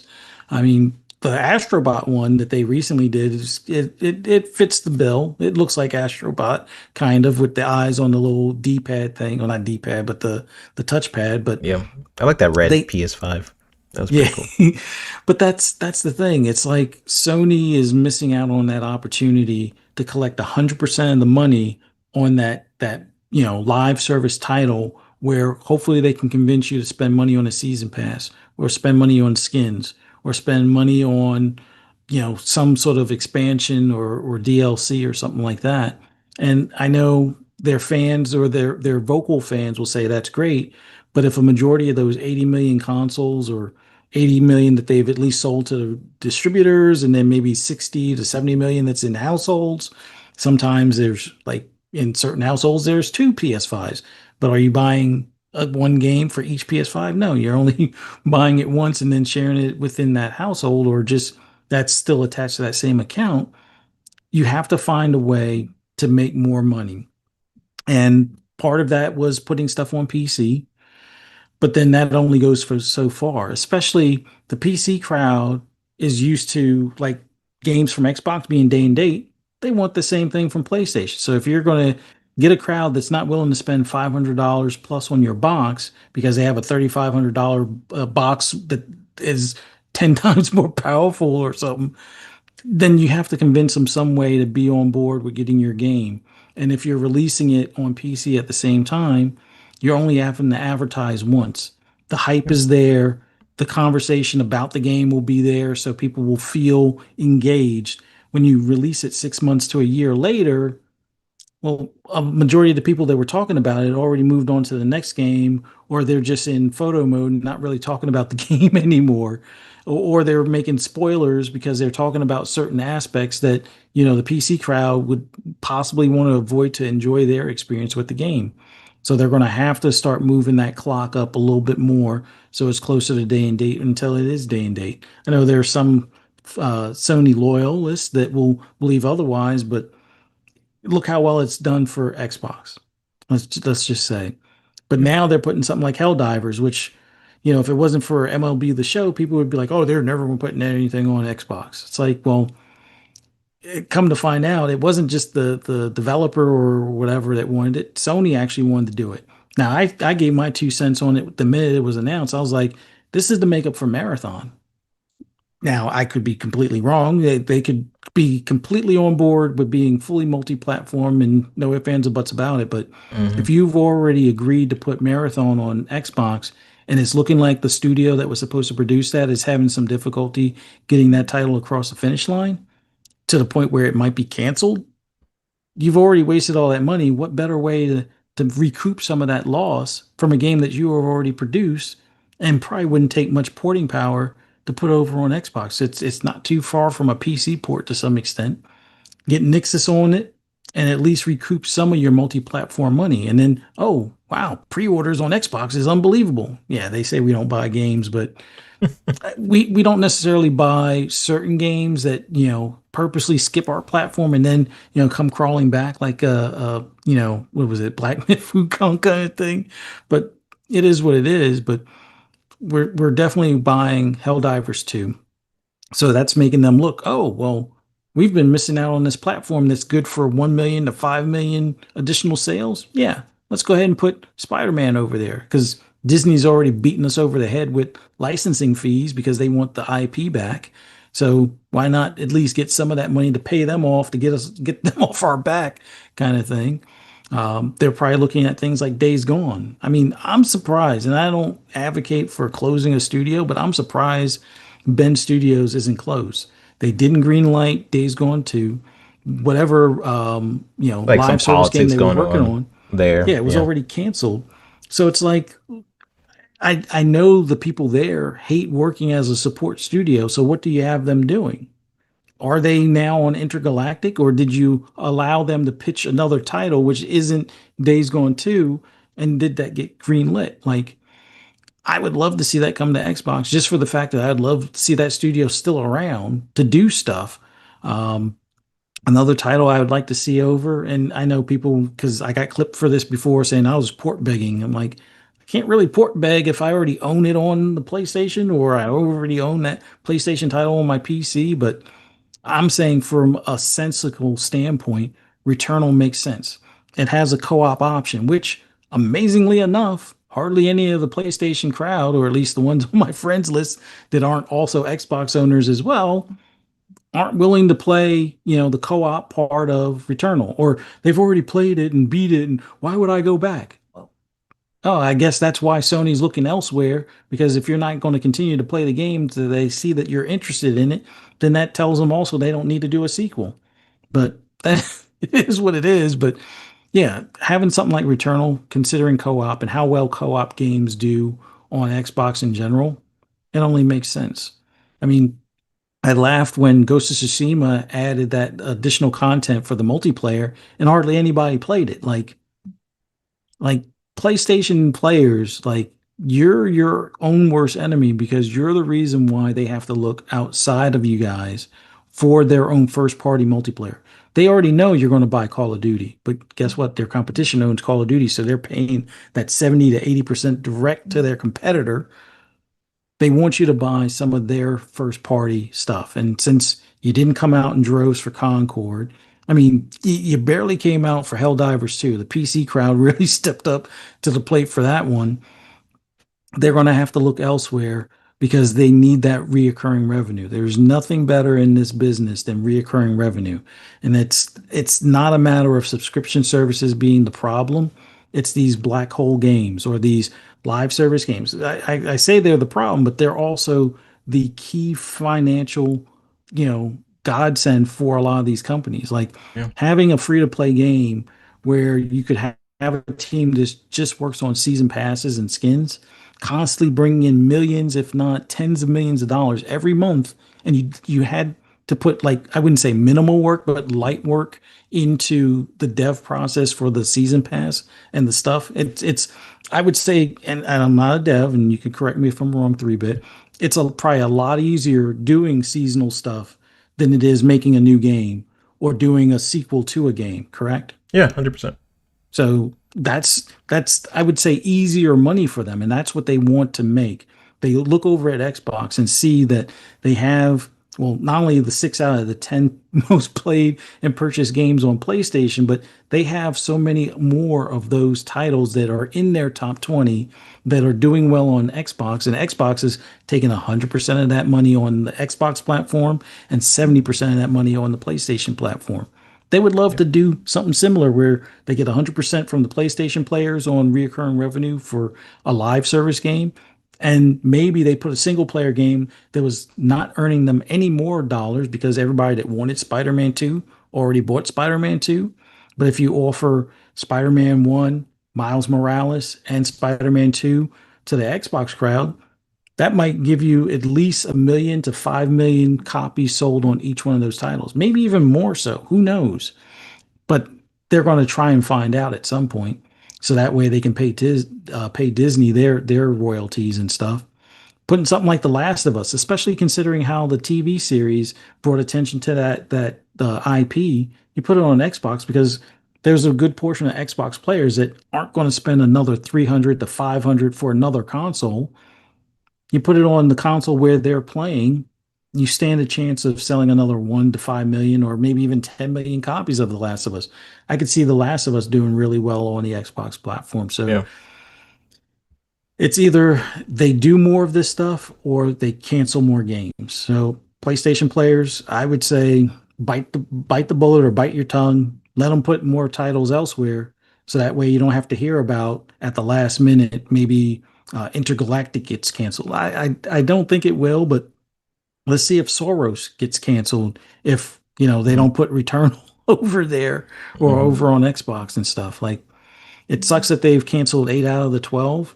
I mean, I guess we still have to look forward to that multiplayer game version of Horizon Forbidden West or Zero Dawn or whatever, Yeah. and that hopefully will bring some interest to when Horizon 3, which I guess people are codenaming Nemesis because that's the computer that's coming back to kill all the humans kind of thing. Sorry if it's a spoiler if you didn't play 2 or Forbidden West. It'll more than likely be Horizon Nemesis, but That's good. I don't think I'm yeah, playing that one. no, but that's what Sony is faced with, and unfortunately, the gaming media didn't talk about mismanagement over there, where Jade Raymond leaves, and it's in question on what Fair Games is doing. I know there's some speculation that it's been canceled, but then Pactor's like, I honestly don't know. But then again, his assumption is based off if you had the head of the studio leave, which they bought the studio primarily because of the talent behind the head of the studio, and she leaves. I don't know, especially when it's one of those types of games that didn't seem to have any more buzz than Concord did. Like, is anybody? I mean, I know there are some people that love Payday, the franchise and stuff like that. Yeah. I didn't hear that same type of level of buzz behind Fair Game, but I was hoping actually. It's funny when they bought Jade Raymond Studio. I was hoping if it was going to be a live service, it would be more of like a live service like Assassin's Creed before Assassin's Creed does the live service Mm-hmm. thing. A multiplayer version of Assassins going through time. that sounds like a cool concept that I think a lot of people could get behind.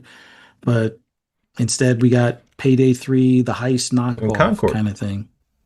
Yeah. And Concord, oh man, they're never going to live that one down. I like that. That's on the level of ET being buried in the landfill kind of thing. Yeah, it's just interesting because maybe it's like when you are heavily in development, this can happen sometimes. This being in game development, where you're so heavy in a development cycle that it's hard to see problems. But to me, it was very obvious that the fact that there are already games out there that are better than Concord, so you have to give people reasons to want to play your game, and there are games that are free and you're charging for. So like you are really limiting your base for that type of game anyways. Sort of something I'll hit on with a point that something you mentioned is, I think if anything, Xbox has really proved to people and Sony has really proved to people that people who have a console, and they are really adapted to that ecosystem, they will not really go anywhere if they're comfortable in it. And Forza Horizon really proved that fact. Like, people had years to buy Forza Horizon. It had great review scores. It was like people was bashing Jeff Keighley, me too, by the way, being like, "Oh, a racing game can't be game of the year." It deserved to be up there, in my opinion. Yeah. So it was in those conversations, and people didn't buy it. Like on the Sony side, it sold really well, by the way. Like it was definitely up there on the charts on Steam and Xbox. And it did really well too because a lot of people pre-ordered it. Yeah, but anyways, the people who had a PS5 could have bought that game if they had it Xbox, whatever. And that those people, the fact that it came to the PS5 and then all of a sudden it's like the top of the charts and stuff, this really proves a point that people are comfortable in their ecosystem and they're not gonna really go anywhere. Yeah. So like with Helldivers 2, even if you have a PS5, I have a PS5, I'm comfortable in the Xbox ecosystem. So that's where I buy most of my games. When Helldivers 2 comes out, I'm most likely going to try it out on the Xbox, right? And it happens vice versa as well. People who are always on a PS5, they don't want to buy an Xbox game. Gears of War is dropping on PS5. They're going to try it out and bam. That's an extra sale that they wouldn't have otherwise made. Being that people who bought the game already bought the game. The people who like really love Gears of War and stuff, they already have it. You are accessing a brand new fan base when you put it on another platform. And I think Sony's gonna realize that with Helldivers 2. I think that it's really catered to the Xbox audience, so hopefully it sells super well so they could be like, "Ooh, what else could we do?" And I seen someone mention something in chat about this. I don't think that it will be harmful. I think in some ways, yes, it could be harmful to exclusives, the exclusive sort of mantra. But we are now at a stage where it's not really about exclusives. And to be honest, like exclusives are good in a sense where like oh, I could only get this on this platform, and you're feeling like you get some value out of that for sure. But I'll say like in terms of you as a gamer, you get a lot more value with it being in other places. You get more players in the game. You get overall like more sustainability to the game's life. Like I don't know. The fact that you could jump on a game on Xbox and play it on a PC and then play it on PS, like to me that is like a gametopia that I never thought would exist. So I think what it's going to be about for these companies going forward, because they talked about how and they had like a whole Sony executive meeting about it. how do they still protect their brand. I think what it's going to be about, because you're going to start seeing these different games go to different platforms, is this mostly about the ecosystem, and how well they do the ecosystem. Xbox is already ahead in that regard, of like how they have the Game Pass system set up. Sony for years have been mentioning how they wanted to do a store. At least it was rumored that they're going to do a store at some point. So maybe those plans start getting ramped up a little bit more. But we'll see. We'll definitely see. I think Sony has some options here on what to do with like certain games. I think Spider-Man would sell very well on Xbox. I think Last of Us would do really well on Xbox as well.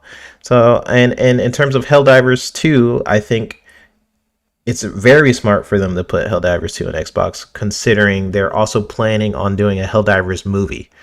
So Hmm. when the movie comes out, it's going to get another boost. So you think about it now, like it's coming out very soon. Like what date does Helldivers 2 come out? It's like it's pretty I think the soon. 20th or something. So Yeah, like some so point this week coming up. yep, in a couple days. So Helldivers 2 will be out on Wednesday. So that's going to get a boost. You know, conversations are going to happen. And then we know Sony's working on the Helldivers movie. So then it's going to get another boost. So they could do that again with Last of Us, because they're Hmm. figuring out Last of Us, if they're going to split it into 2 seasons. Let's say they also do Last of Us. Then bam, you get like 2 points of market, or like cross marketing.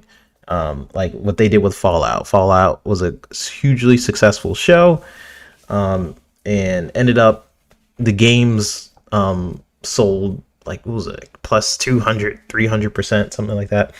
So yeah, we'll see what they end up doing. But it's good for us gamers in general, to be honest. So I am good about it either way. Let's start reading the chat. Appreciate you guys for dropping on in. Neat Dog says the gameplay is fire. Yes, yes. We got G maybe saying cows make juice. I don't know what you guys talking about. He says, Neat Dog also says, hope Intergalactic is a smash next year. Not all that excited for Yote. Mm. I will say, like, I'm excited for, yeah, I'm more excited for Intergalactic personally than Yote, but I don't know when we'll get Intergalactic per se. So like in the near future, we know Yote is definitely coming out. Um and yeah, I don't know. I didn't really finish the last one.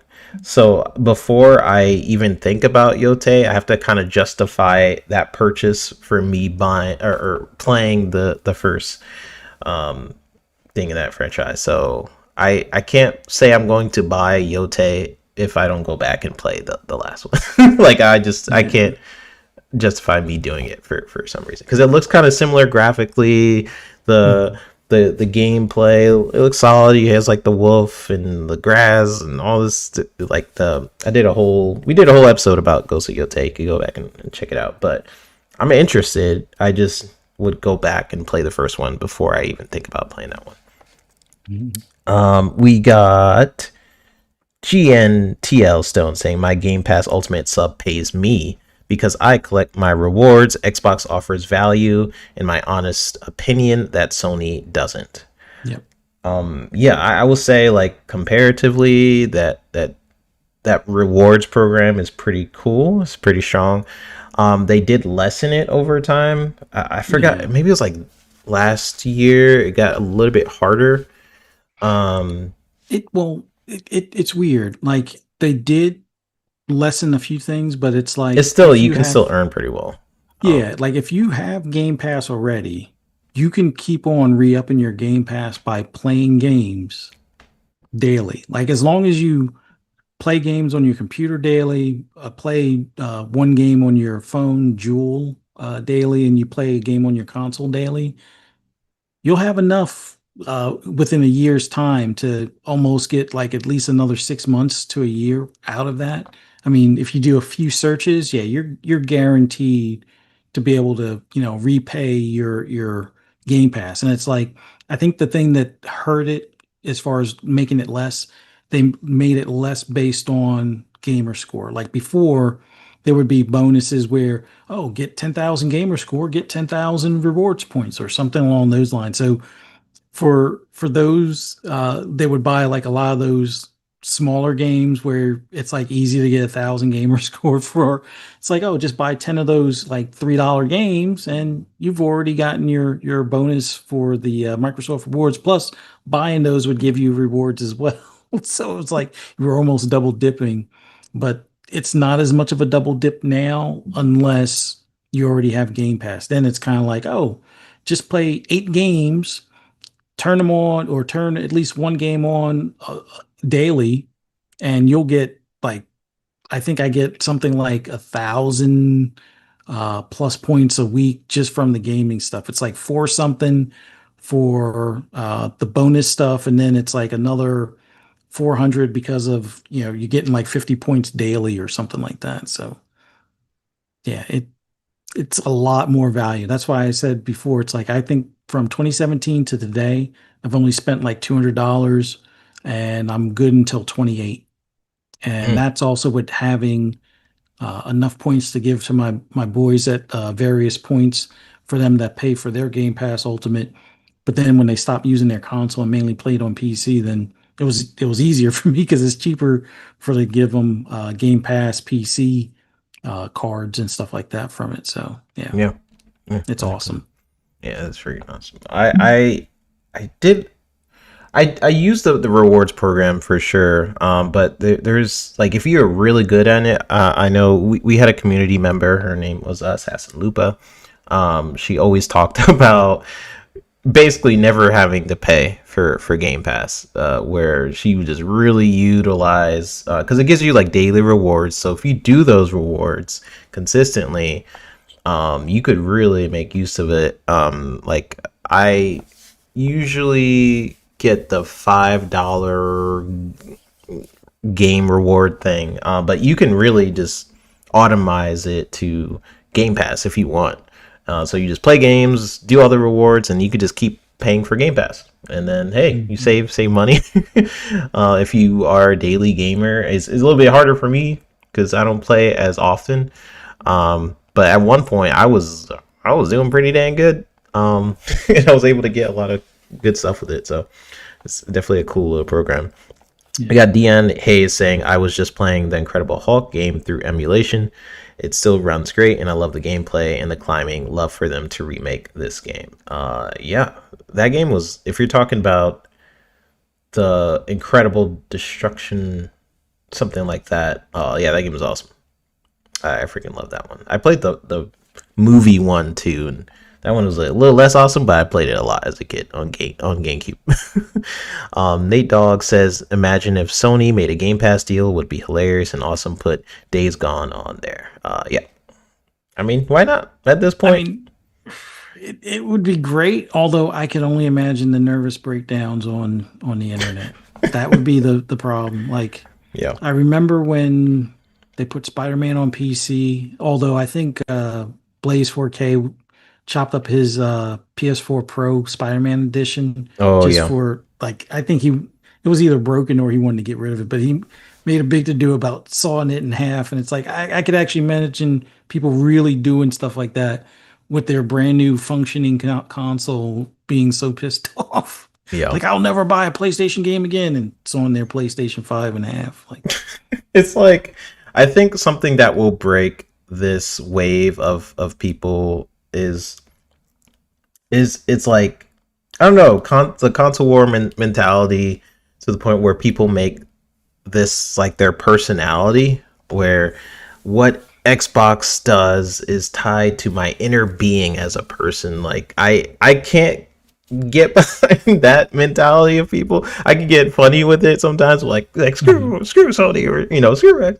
you know. But goodness gracious, people, if people who have that sort of brand loyalty to Sony, I think they're never gonna put games on other platforms.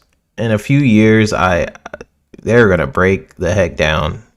just based on where all these companies are going. So I wouldn't put money on, oh, Sony would never do that. I'm just saying, like a few years, I don't think you'll be saying that. No, they'll have to go over to Nintendo, and then that's the minute they go over there, they'll be the jinx because then that's when Nintendo will start putting games on PC. Yep. And then Nintendo's like, "Oh yeah, maybe we should do that." And then where are you gonna go? Then you're screwed. Um, we got GNTL Stone also saying, did they even show up for Death Stranding 2? That's a good point. I don't think that game sold super well on the PS5, but I digress. I didn't see it top any charts that I know of. It made the chart, I think, the following month, but I don't think it took the top spot. But it did better than its release month or something like that. But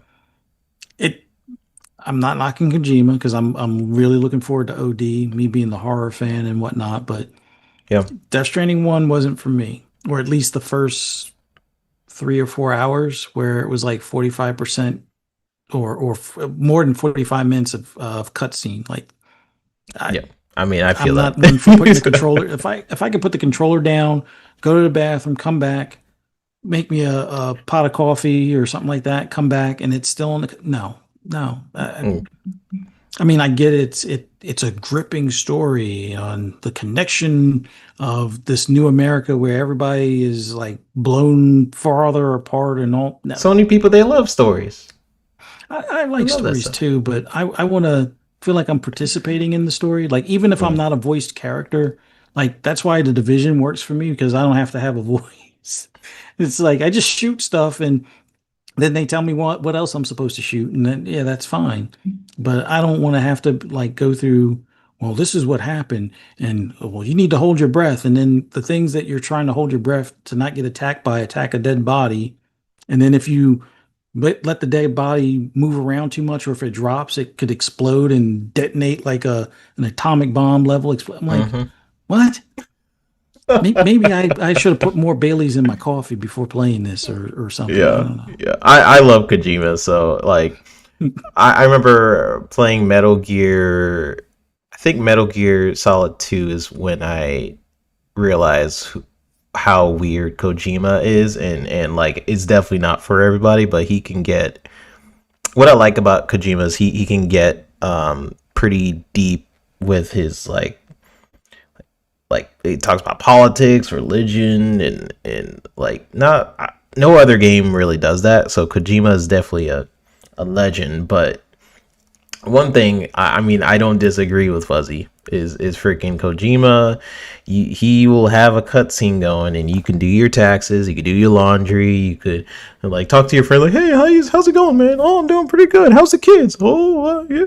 And then you come back, and the cutscene just started. And it didn't, yeah. That's the one thing I will say about. I don't disagree with Fuzzy about, but yeah, I do. I really like Kojima. I haven't tried out Death Stranding 2, because my PS5 is dusty. I don't know. I just haven't felt obligated to go on my PS in a minute. I think I'm waiting for, honestly, maybe Ghost of Yotei. Once I finish Tsushima and some other games, but and then Intergalactic. Like I honestly, I'm playing PS5 is my exclusive type box right now. I don't feel obligated to try a lot of other games on it. But at some point, I'll check out Death Stranding 2. Maybe possibly when it comes to Xbox. Yeah, for sure. For sure. I played the first one on PS5, I will say, and then I stopped playing, and then I play a lot more on Xbox. So it's just my preferred platform. So when it comes to Xbox, I could see me playing a little bit more. Or if it comes, I'm sure it's a win. Then I'll check it out a little bit more. Read a couple more, and we'll get to our last topic. I wanted to read. Where'd it go? I read this last one. Meet the Cheater says, might as well give it a go while it's on Game Pass. I didn't do Souls-like until I played Lies of P on Game Pass. Fell in love with it. Now I try all Souls-like. Can't wait for Neo 3 and LOP2. What is LOP2? You know what that is? LOP2. Oh, LOP2. It's a Souls-like game. Oh, Lies of P2. Oh yeah, Liza P. Yeah. I don't vibe with Souls-like games. I'm sorry. I tried Elden Ring, couldn't do it. Tried to go with the hype, like, yeah, guys, let's play together, and yeah, I can't do it. I will say the one Souls game that really kind of captured my attention because of its aesthetic and me just really vibing with it has been Bloodborne. That's one game I'm like, okay, this is pretty cool, but it's kind of older. It's kind of blurry visuals, and they're not updating it for whatever reason. I think maybe the team or Sony doesn't want to do it. I don't really know or care about the reasons, but that's why I haven't really gone back to it. I like that. I'm spoiled now. I need that 4K. I need the 60 frames. I need the sharp visuals. The same reason why I didn't finish Jedi, because I'm like, listen, this blurry Vaseline mountains, I'm not doing no more. I'm just not doing it. And Bloodborne is more so because of his age. But that was the one Souls game that I really liked.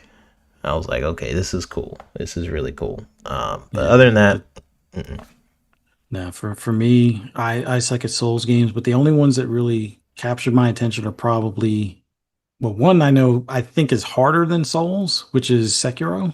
Or maybe it's just me, because you got, not only do you have the timing, but it's almost like a rhythmic timing to some extent.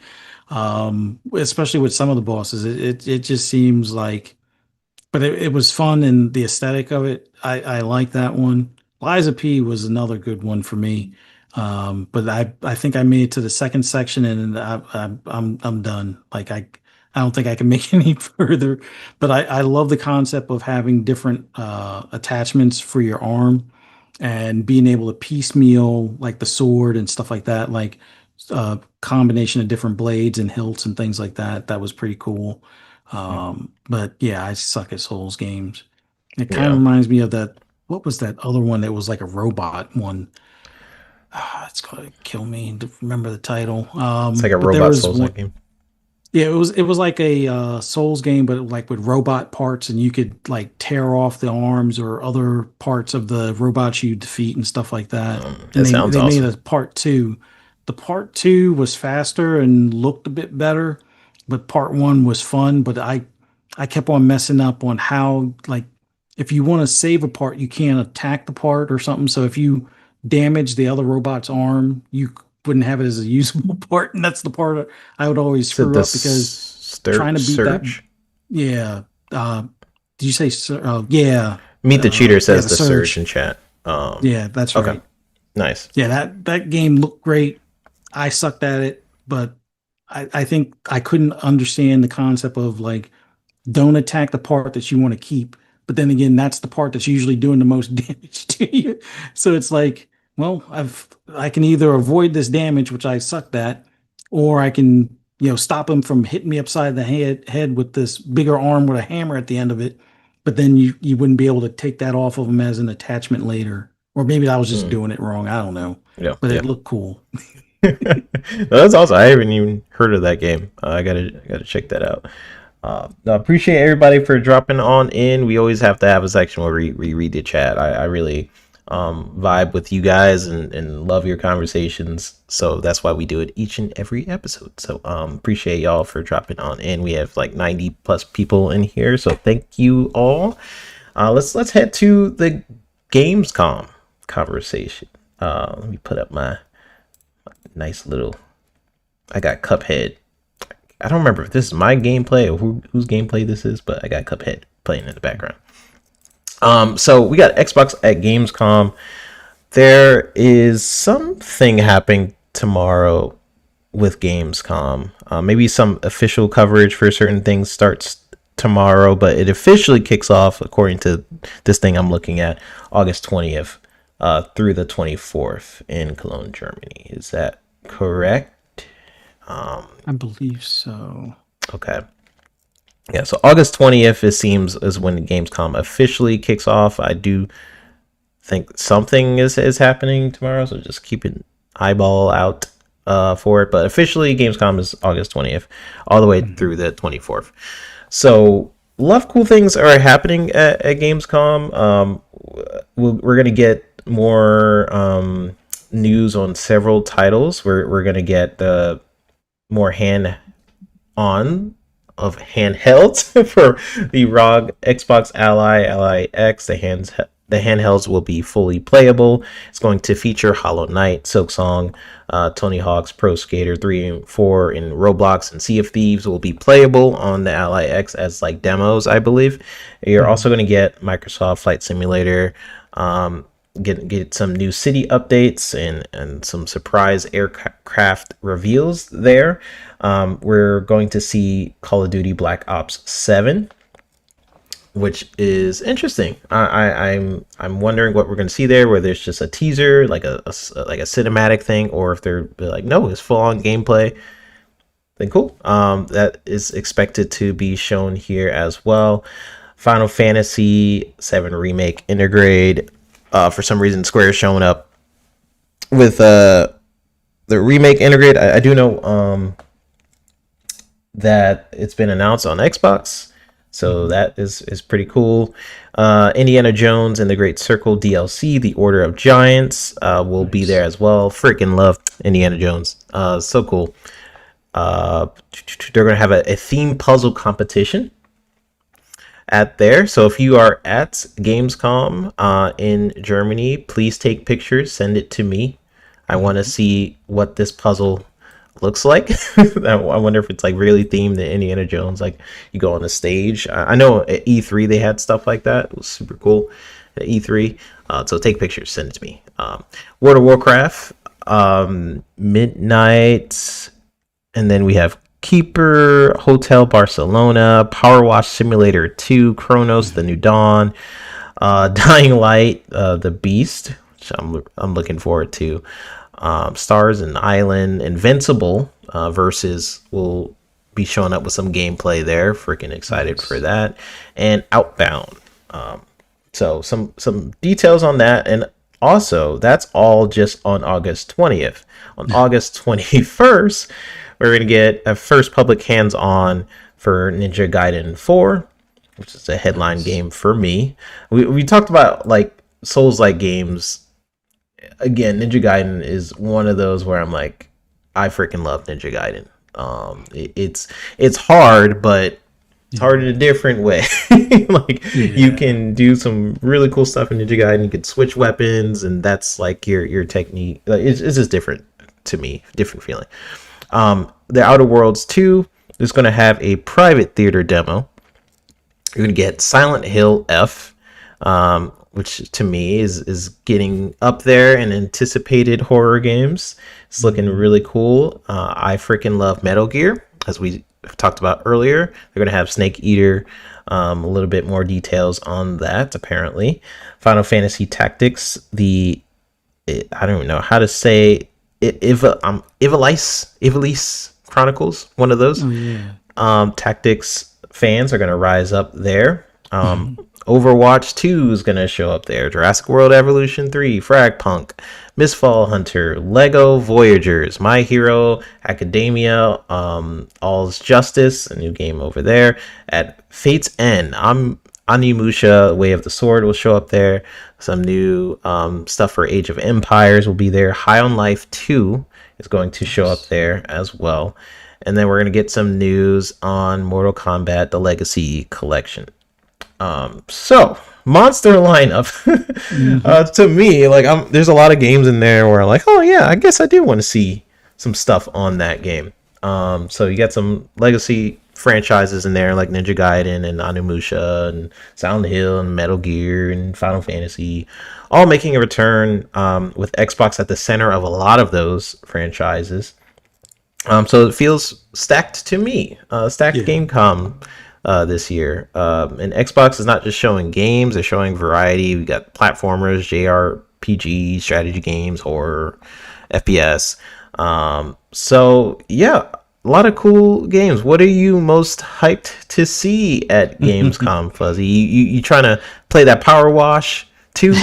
What are you That doing? that one definitely at some point I got to tackle into that because Power, as funny as it sounds, Power Wash Simulator, the first one, was like that game you didn't know you needed until you played it kind of thing. It's that kind of relaxing game, just power washing mud off a van or clearing somebody's backyards as far as the stones around the pool and stuff like that.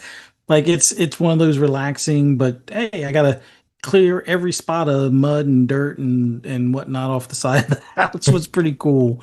But I don't know if it was mentioned in the list because that's a stacked list to begin with. But I'm pretty sure Hollow Knight is going to be there as well. Um, but that might be part of a demo with the Xbox Ally, which that's one of the things I'm really looking forward to. Do they say pre-orders open today, or Hmm. do they give us a finalized US price? Because I know some of the price leak stuff and some of it doesn't necessarily match up one to one. And I know the tariffs thing, although I'm hearing that that's been paused, so that's a good thing. Um, but overall, like I want to see what that Ally pre-order date and what the price for the X would be, and then I know when to save up the money for it. Aside from that, there's a ton of games. Like I'm really looking forward to High on Life 2. High on Life, the original, that So was good. a ton of fun. Yeah. And I know people, made fun of it. Oh, it's Game Pass fodder. That was a pretty damn good game. And it came from a team that we weren't expecting to make a pretty good game. Having the talking guns and things like that. I just want to see how far this goes with the part two. The fact that they're going to have Outer Worlds too, which I'm still looking forward to that one. Although it's going to be more so like a theater thing as opposed to hands-on. But then again, I wish one of these days maybe I'll go to a Gamescom. I'm hesitant to fly on planes as of late, but yeah, I'm hoping to see what they show in that private detail for the Outer Worlds too, because that's one of the games I'm looking forward to before this year is out. Ninja Gaiden 4 is another one. Um, but yeah, there's and Keeper. We actually will get to see more on Keeper, which Yep. looks like a cool game from Double Fine. I know it's not the one that I was hoping for from them just yet because I was thinking Brutal Legend 2 might be sooner rather than later. But I'm curious to see what they got cooked up with Keeper because it looks like it's going to be a pretty fun one playing as a lighthouse kind of deal. But Oh yeah, that game. Okay, yeah. I remember that. And I don't know if anybody's made mention of this before, but it's pretty weird. World of Warcraft is doing something there as opposed to at like the BlizzCon kind of thing. Hmm. Yeah, Do we finally get World of Warcraft on console? I don't know. that would I've be. heard Yeah. that might be a thing because supposedly controller support is finalized. But Ooh. you didn't hear that from me. Yeah. But Yeah. yeah, hey, World of Warcraft coming to console, I think will be another one of those games that, especially if it's coming to PlayStation as well, or even well, I don't know how it would work on like a Switch too, but if it's coming to console and it's a multi-plat like that, that's going to be number seven on the top PlayStation games from Xbox.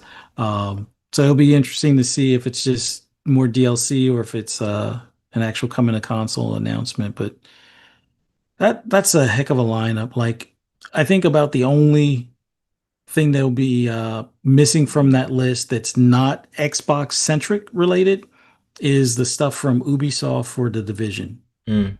Looking forward to that as well. And I'm hoping it's a Survival 2.0. The Survival on the first division was awesome, and it had all of those tense, scary vibes that we were expecting from the Dark Zone when we first got the game that we kind of didn't get beyond like the first updates between 1 and 1.4 kind of thing. Hmm. But definitely looking forward to that. I mean, Now, I associate the division with Xbox just because like Destiny was more of the PlayStation exclusive that wasn't exclusive. yeah, And I always looked at the division since we got the DLC for the expansions and stuff on Xbox 30 days early or whatever. But yeah, I can't wait to see what the team from Massive has, and if they're going to give us hints on what Division 3 might be. Oh, I'm looking forward to that. But yeah, Xbox is this is their second E3. Like their showcase is basically an E3 now that they own, Activision Blizzard and Bethesda. They can hold their own E3 by themselves. And now this is yeah, like their world tour version of E3 that they're going to hold down pretty much. I wouldn't say by themselves, but they're definitely taking up a big chunk outside of like some of the PC indie stuff. I don't really think PlayStation or Nintendo are really showing up. I think there's supposed to be something for PlayStation for one of their existing titles. And then for Nintendo, I don't know if they have anything other than maybe third party stuff that'll be announced for their platform and stuff. But yeah, yeah, Xbox is going big once again at Gamescom. yeah. There was, I don't know if you've seen this, but the Division did post something recently. Um, I don't know what it means. Maybe you could tell me, but it's basically, and I'll send it to you. But they had a post up on the 15th, and I was like, what the heck is this? It says like a SHD scanners picked up unusual activity. Intel arrives at Gamescom. Mhm. Say Frosty Agent. So I'm hoping that is a tease to what you're talking about. Um anything Division related, like I remember I played a lot of Division. I mostly played by myself because by the time I installed it, like Mav told me to install the game, I was like, all right, cool. And then I had some crazy internet and stuff back in the day. I'm like, all right, I'm finally in, and everyone's like going to sleep and like, oh, you know. But but I really enjoyed my time with Division, so I do hope that Ubisoft is looking at the community for Division and seeing that, like, when they had like a boost in player base at one point, Mhm. when they had like an update, I think a lot of people just jumped on. I feel like they need to like really look at that and just be like three, or just keep updating too, make that your thing. Like I'm fine with that too if like Yeah. two plays really well. Mhm. So they could continue to do that as well. Put huge updates for that one, and Well, but the Brooklyn DLC was pretty good this go around. And yeah, there are a lot of familiar locations. Like if for anyone that's played the Division One, that first area in Brooklyn that you play in, they've expanded on that for that Brooklyn DLC. And that's kind of what I wanted them to do before, where it's like take some of your older maps and just update them. Like you could take the Division One map and give it that same polish and shine that you gave to the Division Two in comparison, and I'll play that all over again, especially if there's snow involved. But yeah, there's like a couple of main things that I hope they do in three. Persistent open world, which they are doing in the mobile game, which I guess we'll get some more info on the mobile game. The mobile game had it where in the light zone, not the dark zone, but in the light zone, the regular part of the map, you could see other players until they start a mission. So you could team up outside of the safe house. And that was always, I thought, a pretty cool idea. Because like in Destiny, you could see other players. In the first Descendant, you could see other players. But the cool thing about the first Descendant, if they start getting attacked by enemies or whatever, and you help them out, you're in their mission or their group temporarily to at least complete that mission, which is always like a cool feature, which I hope Massive adopts for Division 3. And then like yeah, in Destiny, you have public events.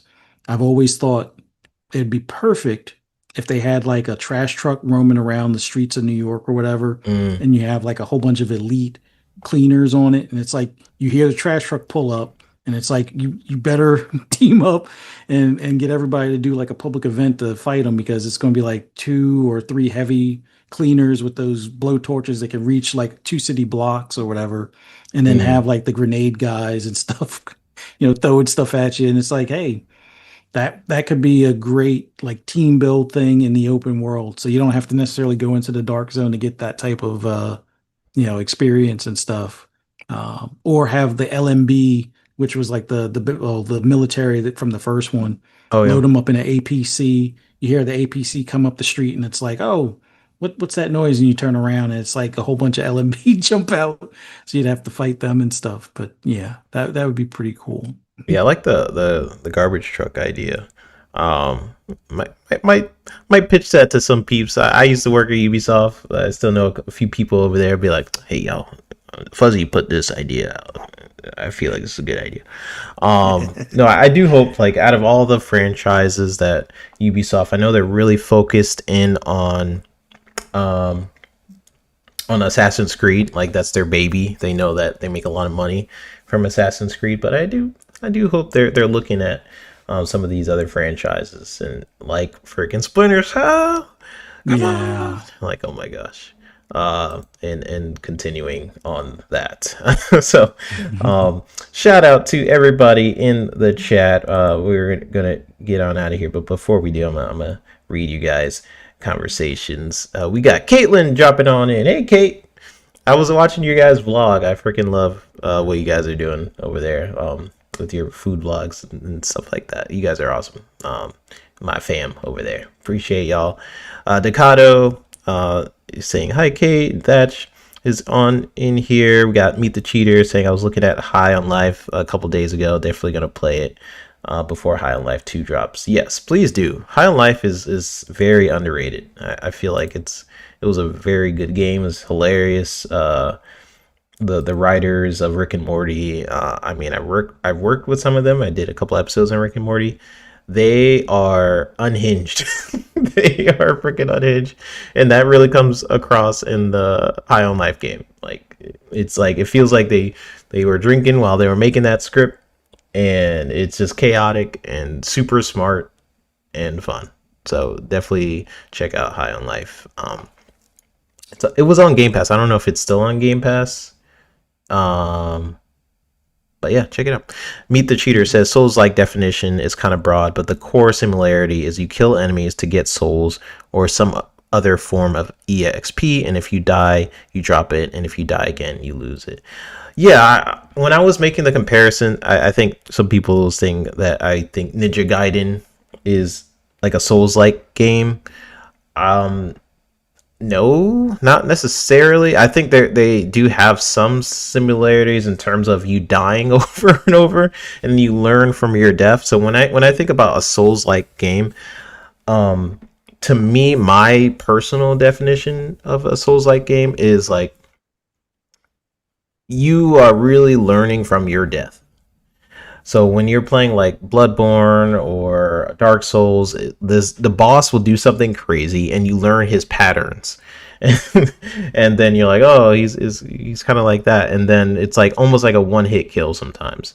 And Ninja Gaiden can definitely have some bosses where you will die like really quickly, and so you learn how to adapt with that with strategy, like using different weapons, or you learn the patterns. So it can get Souls-like. I can understand why like it's not a Souls-like per se, but just in terms of like, okay, I died here, I'm gonna approach it differently this time, is where I kind of like compare it to a Souls-like game. But Ninja Gaiden is a lot more actiony. It's a lot more like more hack and slash, quicker. It's a lot quicker than like a Souls game.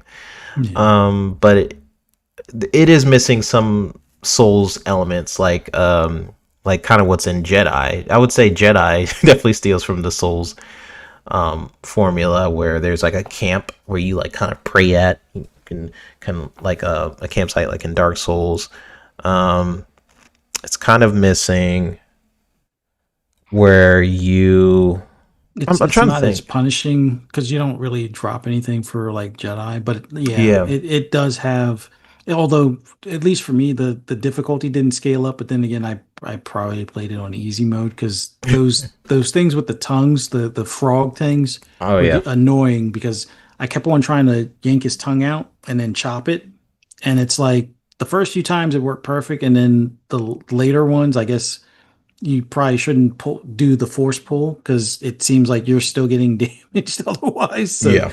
maybe it was just a timing thing, but um, for me, the thing I hate the most about Souls is that when I drop stuff, it's like I don't mind dropping it at the boss, but then my dumb behind will go rushing back to get the stuff, and I And then you gotta die. pass by like the same five people I killed earlier, and instead of making it through, like, because I could probably get through all of them with no hit, but I'm rushing and I'm not paying attention as much, so now I drop more stuff at the lower guy's feet, and so the stuff that was at the boss is gone, and that's like now I'm beating my head against the wall because now it's like I almost want to kill the people twice. So I almost want to die just so I can come back and kill him a second time because he made me drop the stuff and I couldn't get to the boss, the stuff that I dropped at the boss. So Hmm. it's like it gets frustrating, but it's I don't have the patience like I used to. Like if Souls games would have probably been more appealing when I was playing Sega Master System. Hmm. Although it Yeah. Alex the Kid could kind of, well, it won't feel like a Souls game, but it was like at that point in my gaming career, yeah, I think I would have tolerated it a little bit more. But now it's like no. Mm-mm. Yeah. It's Yeah. like So I mean, that's something I do appreciate about Souls game though. Is like there's not a lot of hugely difficult games anymore. Um, like back in the day when I played on like Sega Genesis and played Sonic 2 and things like that, like you would be on those games for years because you had like three lives, you died, that's it. You got to start the whole game over. and and so yeah, when I think of Souls like experiences, it's not necessarily like, oh, it has to have the camp thing, or mm, I just think about how difficult, like the difficulty more so than anything. But I do like how you defined it. It's like if you drop, um, like he says, souls like definition is kind of broad, but the core similarity is you kill enemies to get souls or some other form of exp. If you die, you drop it, and if you die again, you lose it. Yeah. yeah. And I would do the same thing Fuzzy was just saying. Like, I'm like, ooh, like I almost got that the first boss, and then I go Mm. in and some random dude in the corner jumps out and kills me, and then I die earlier. I'm like, ooh, what the heck? Where's that guy? Then I rush, try to get my stuff, then I die on the way there, and then it's a mess. It's a Yeah. mess. Let's get on out of here. Appreciate everybody for dropping on in. That's going to do it for today's show. But before we bounce, you already know I got to give it up for my co-host, the racing legend, the real life Felix the Cat, the man who is the racing prodigy. So go ahead, Fuzzy. Tell the people where they can find you on social media and what you got going on this week. Oh, as always, love doing this with you on Sunday evenings. Love getting to talk about games and the industry as a whole. It's so much fun. And interacting with everybody in the chat. Love talking to you guys. Love the interaction. Love seeing you guys excited for the stuff coming up, especially like next week with Gamescom right around the corner. It's like it's almost like Christmas Eve, kind of, sort of, in a way. Got a lot of stuff to look forward to between Game Pass and just gaming in general. So this is always a cool evening to just sit back, chill, and talk about stuff. But for those that want to hear my rambles and rants on anything gaming related, just do a search on social media for Fuzzy Belvedere. You'll be able to find me. And I got a few shows, well, quite a few shows next week, but you'll finally get to see what all the noise was from Boom Show from Friday and all the delays I've had with relocating the podcast room and stuff. But get to show all that next week. But yeah, next week should be a good one with Gamescom and stuff. So we'll see.